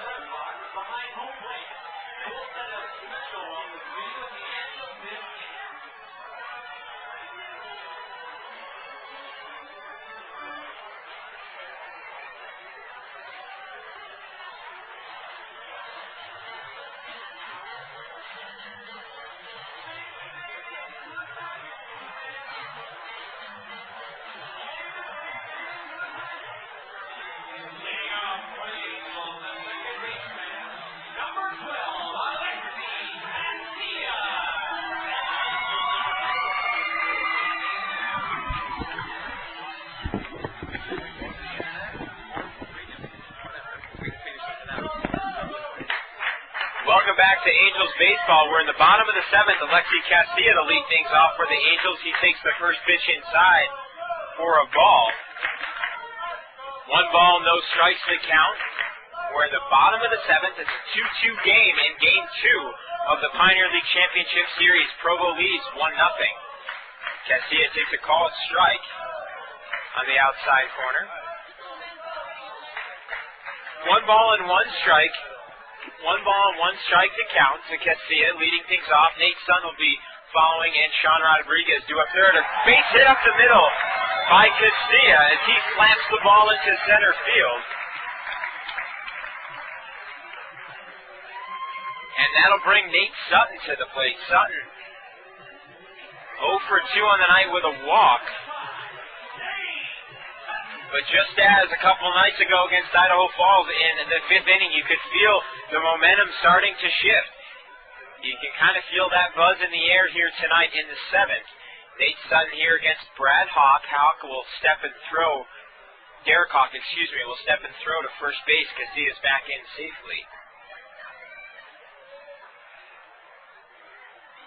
Angels looking to take the lead here in Game 2 of the Pioneer League Championship Series. The pitch on the way, Sutton squares to bunt and pulls back as the pitch misses outside, ball 1.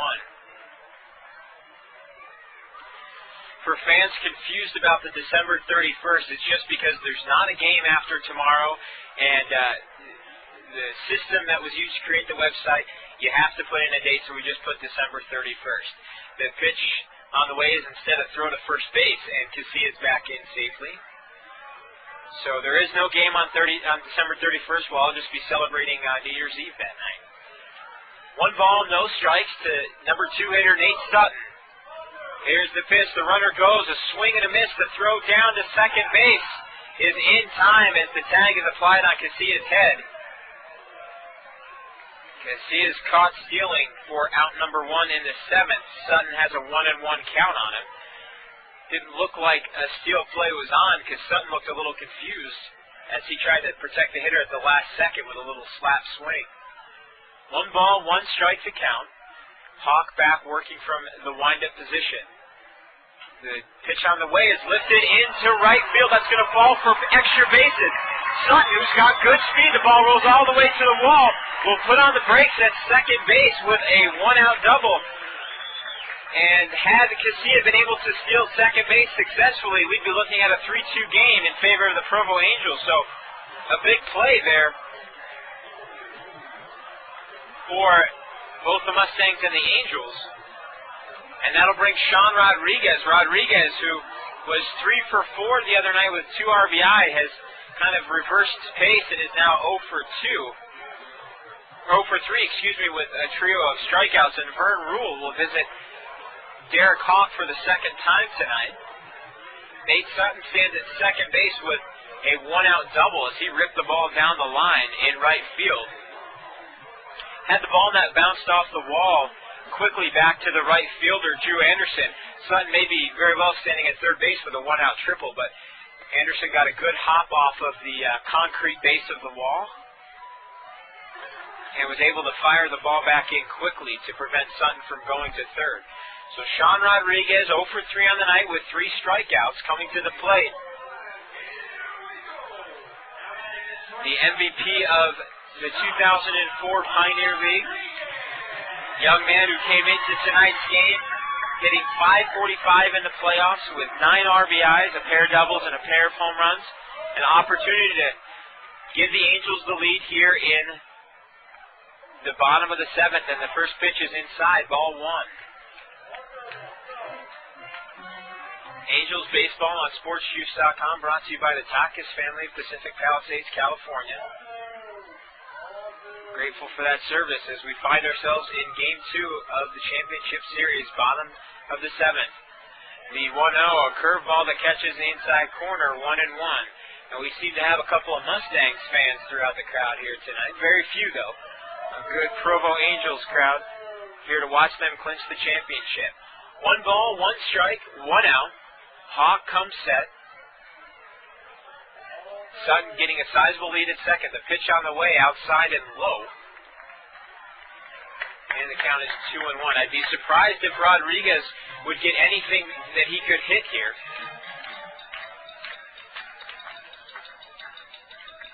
But you never know. 2-1 the count. Mustangs have Cherry still throwing in their bullpen. Angels do not have any activity. 2-1 the count. 1 out. The pitch from Hawk. Misses high and outside, ball 3.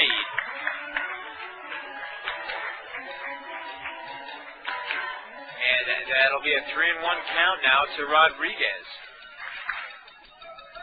3 balls, 1 strike, 1 out. Hawk looking for a sign from Ziemendorf. He comes set. The big righty kicks and delivers. The pitch is up high, ball 4. That'll put runners at first and second. As Rodriguez reaches base for the first time, it gave the Mayor an opportunity now to be the veteran presence that he is, with runners at first and second in the bottom of the 7th of a tie ball game. And he will not have the chance to face off against Derek Hawk as manager Luis Aguayo is walking out to the mound. It looks like it's the team huddle time again, and we're going to be back We're going to take a brief pause, and then we'll have a new Billings Mustangs pitcher. You're listening to Angels Baseball on SportsJuice.com.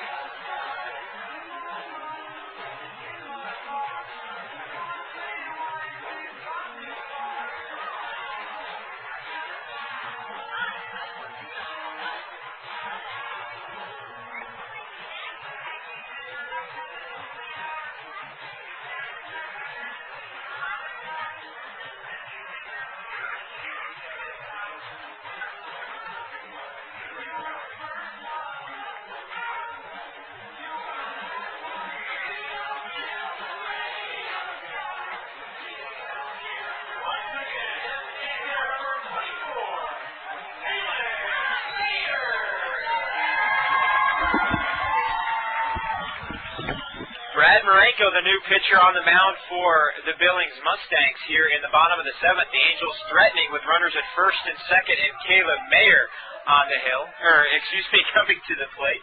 Marenko 2-1 with a 4.03 ERA in the regular season. He walked 5, struck out 20, and opponents hit 291 against him. As the first pitch is popped up into shallow center field, coming over to make the play is Drew Phillips as he gathers it in for out number 2. Mayer now 0 for 4 on the evening. So there's now 2 out for Tim Duff. Duff, who is 3 for 3 with 2 doubles, a single, and a run scored. He tied the game back in the 6th inning on Cliff Remley's RBI single.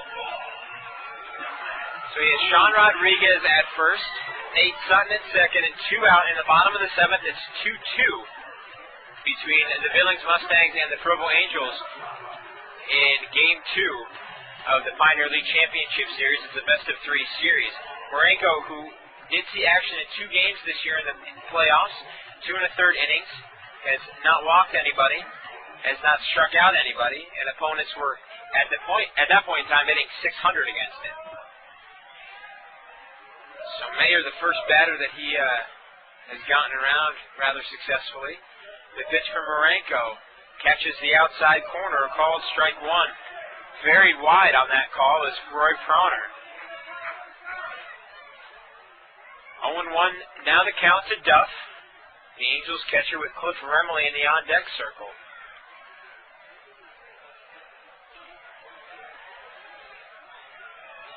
Marenko waiting for his sign from Ziemendorf, and he waited too long. Duff will ask for time and step out of the batter's box. No balls, 1 strike, 2 out to Timmy Duff. In the bottom of the 7th, the Angels and the Mustangs tied at 2. Angels looking to clinch their first Pioneer League championship. Again, time is asked for by Duff as Marenko continues to take quite a long time. Marenko is a 6'3", 220-pound right-hander out of Marysville, Michigan. Pitched at Oakland University, and with Oakland, was 3-1 with a 4.21 ERA. Duff swings and misses at a curveball. And the count moves to 0-2.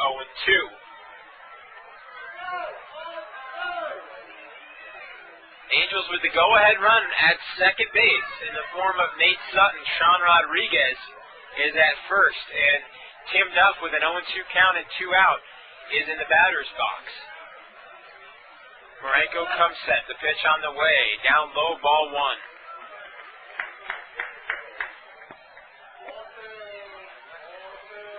1 ball, 2 strikes, 2 out. Sutton at second, Sean Rodriguez at first, Cliff Remley in the on-deck circle.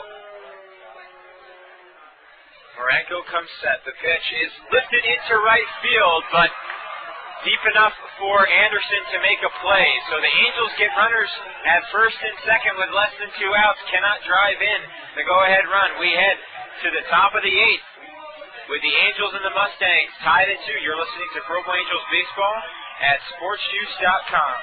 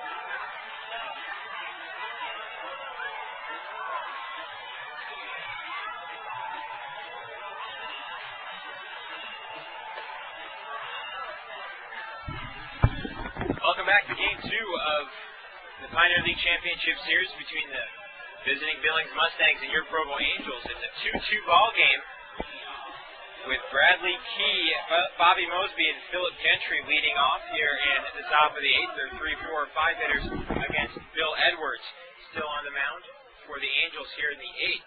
Right now, Mitch Arnold, the big 6'9" closer for the Angels, warming up as Edwards misses high, ball 1. And we're joined by Nate Mathis. Mathis is the assistant head coach of baseball at Utah Valley State College, one of the coaches, one of the assistants of baseball at Utah Valley State College. The pitch is ripped down the third baseline, but foul, 1-1 the count. And Nate, we'll be sharing Parkway Crossing Stadium with you guys next year. Tell us a little bit about the excitement that the Wolverines are feeling right now. We're really excited about the stadium. It's brought a lot to recruiting. It'll bring a lot more to the recruiting when it's actually finished and built. The pitch is ripped into center field, but right at Richard Giannotti. He'll take 2 steps back and reel it in for the first out here in the 8th. 1 out now, and Bobby Mosby will come to the plate. Mosby is 2 for 2 with a pair of singles and a walk. Explain a little bit about the jump that UVSC has made here in the past couple of years. Well, this year has been the second year of Division I for us. As Edwards fires a curveball for a called strike 1. And it's our first year as an actual Division I counter. Mosby grounds the ball to Sean Rodriguez as it takes a wicked hop off his shoulder. And Mosby will reach base safely. Let's see if he is awarded a hit. And he is. Mosby with his 3rd single of the night as that took a wicked hop off of Rodriguez. Last year was our first year Division I. We were provisional last year. This year we will be a Division I counter. And it's been a great jump for us. First school ever to make the jump from junior college to Division I, and it's been fun to be a part of it. The pitch from Edwards to Philip Gentry just misses inside, ball one. Gentry on the evening is 1 for 1 for 2. He did have a sacrifice bunt in the sixth and drove in a run back in the first inning. Edwards comes set. The 1-0. This is outside. The ball gets away from Duff, but Mosby, not the best runner in the world, stays at first base. 2 balls and no strikes to count. So who are some of the teams coming in this year to play UVSC at this brand new facility? We will host Southern Utah, BYU. The 2-0 is swung on and missed, strike one. We also have our only Division II team on the schedule. Actually, we have a couple non-Division I teams. One is Mesa State College, and one is Lewis and Clark, who's been a national powerhouse at the NAIA level. The 2-1 on the way, swung on and missed, strike two. As Edwards going after Gentry with fastballs right now. So, you were there at that press conference back in October. What was the attitude, the emotion in the air at that time? Well, you know, it was something that is a long time coming for Utah Valley State. The 2-2 misses outside. The count is now full. 3 balls and 2 strikes with 1 out, and Bobby Mosby at first base. Especially for head coach Steve Gardner. This is his 15th year. He's kind of been waiting for something like this to happen for a long time. The 3-2 is grounded at Rodriguez. On to 2 for 1. The relay onto first. The 6-4-3 double play gets the Angels out of the top of the 8th. We head to the bottom of the 8th. The Angels and Mustangs tied 2-2. You're listening to Provo Angels Baseball. We'll be back with Nate Mathis in the bottom of the 8th.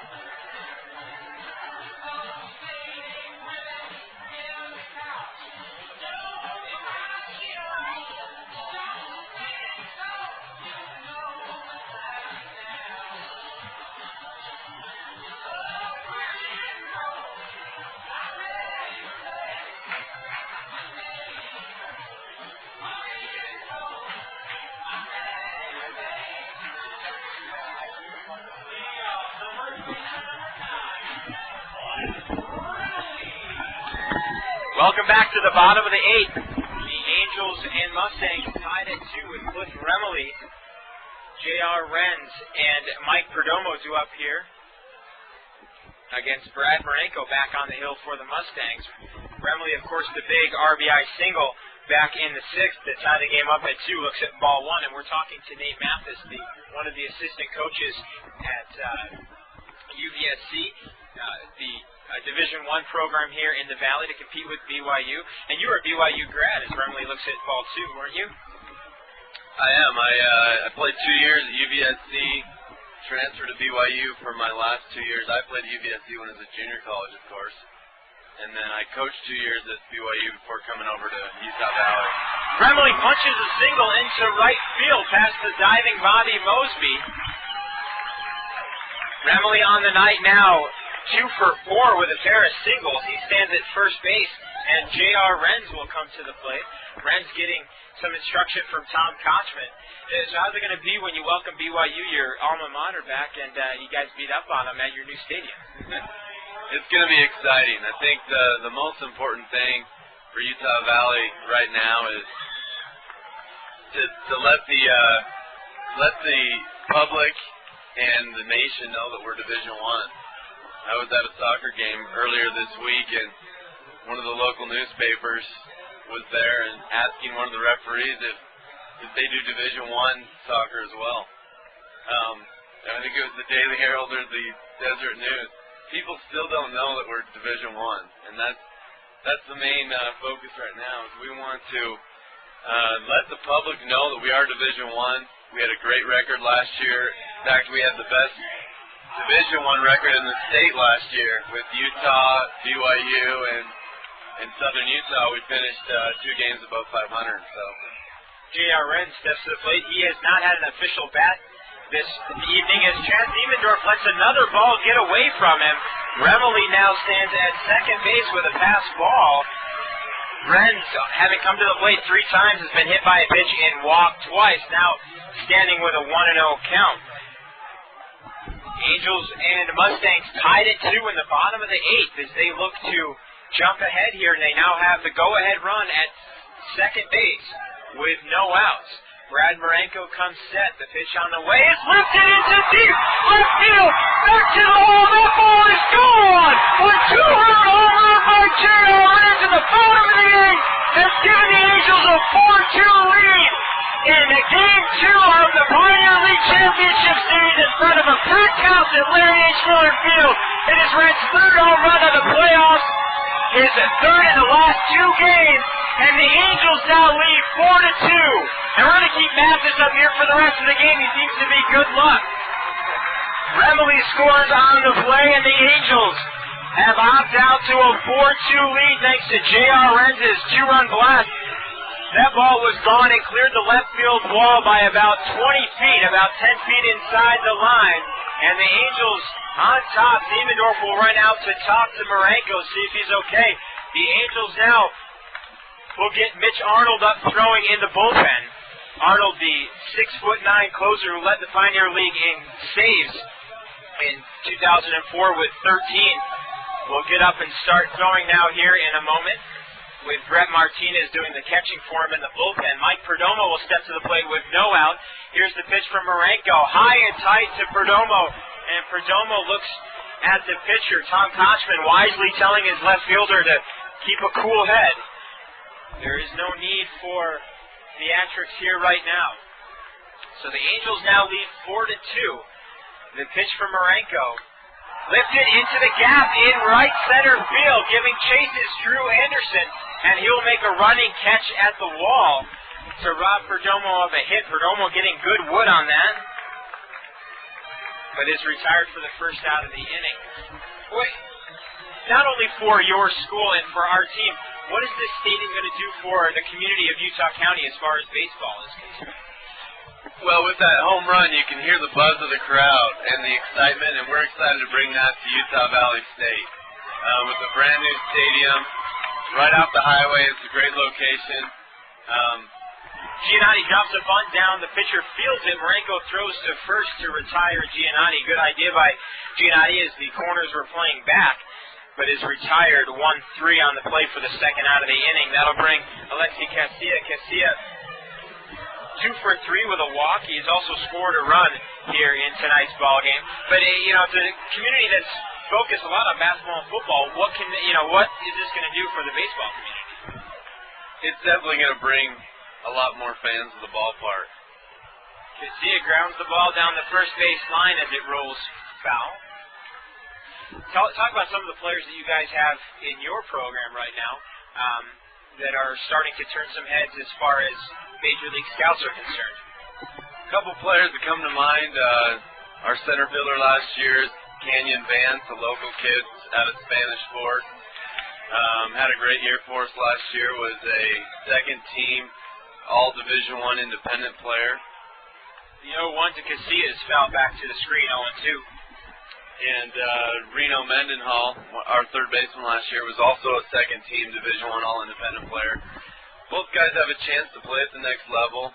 We're excited with the group we brought in this year, junior college players and a couple freshmen. And we're just really excited about what this stadium is going to bring to our program and to the Provo Angels. It's been exciting to see the Provo Angels over here at BYU, and like I said earlier, this crowd's a great crowd, and we're excited to have these types of crowds at our games and at the Provo Angel games, and just get the buzz for college and professional baseball going around, for baseball period. Yeah. The 0-2 on the way to Casilla misses outside, 1-2.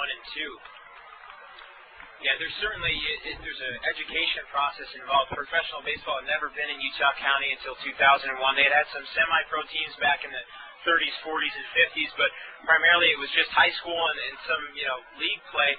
No professional or semi-pro ball to speak of. The ball is grounded to Trevor Lawhorn at second base. He'll look into his glove and fire to first for out number 3. However, the Angels pick up 2 runs on J.R. Renz's blast to left field. Tom Costner will gather his team in the dugout and remind him, hey guys, you're 3 outs away from a championship.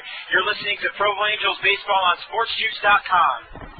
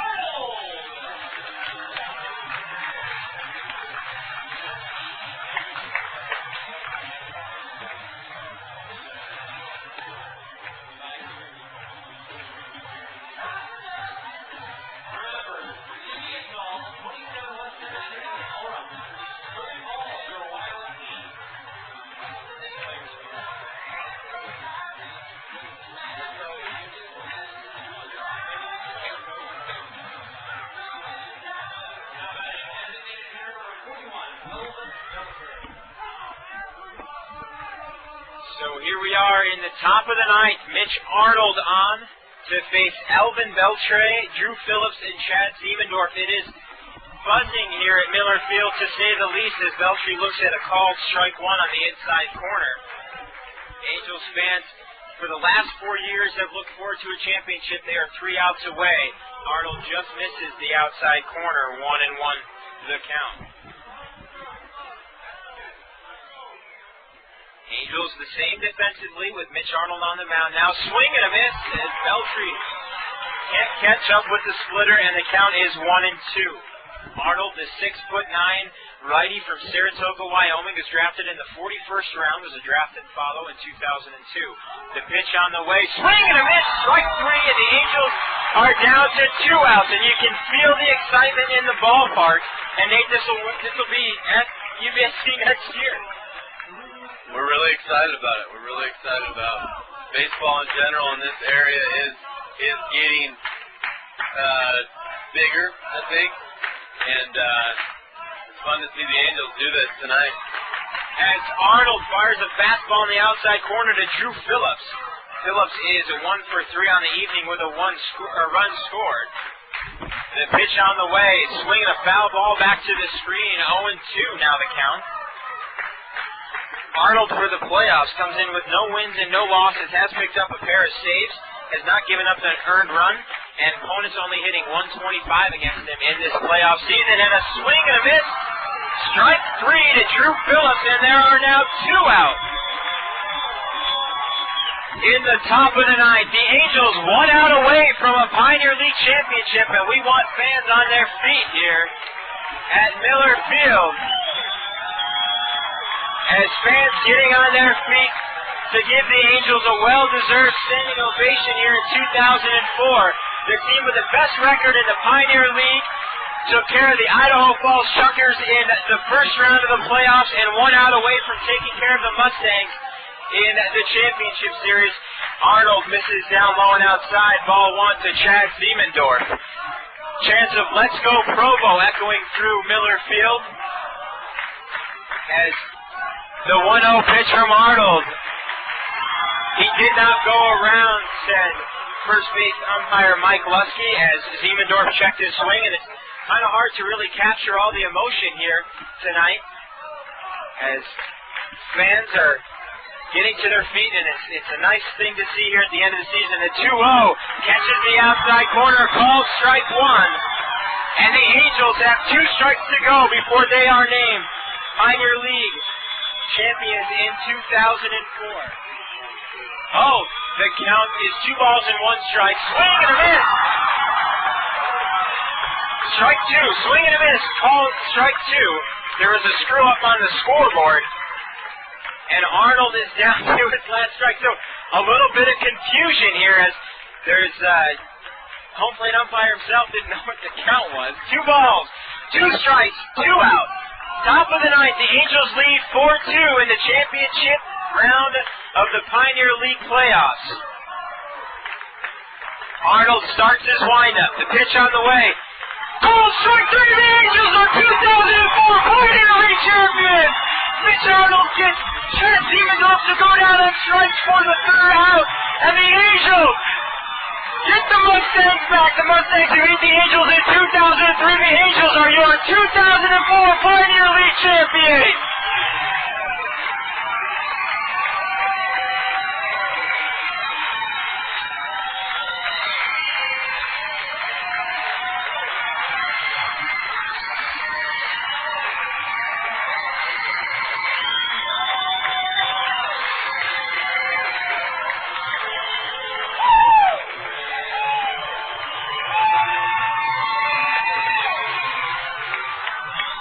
Thank Dave Mathis for joining us here in the 8th and the 9th innings.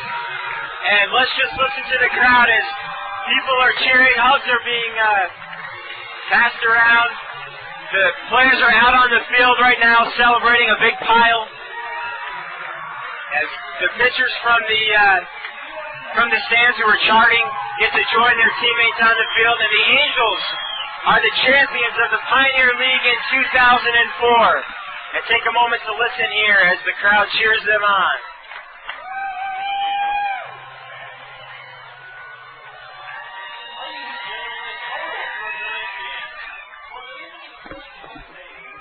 So the box score will read like this tomorrow morning. 4 runs on 9 hits and an error for the Angels. 2 runs on 5 hits and no errors for the Mustangs. Bill Edwards will get the win. Mitch Arnold to save. Fernando Rodriguez certainly needs to be mentioned tonight with a strong starting performance. And 2,000 fans poured in tonight to watch the Angels win a 2004 championship.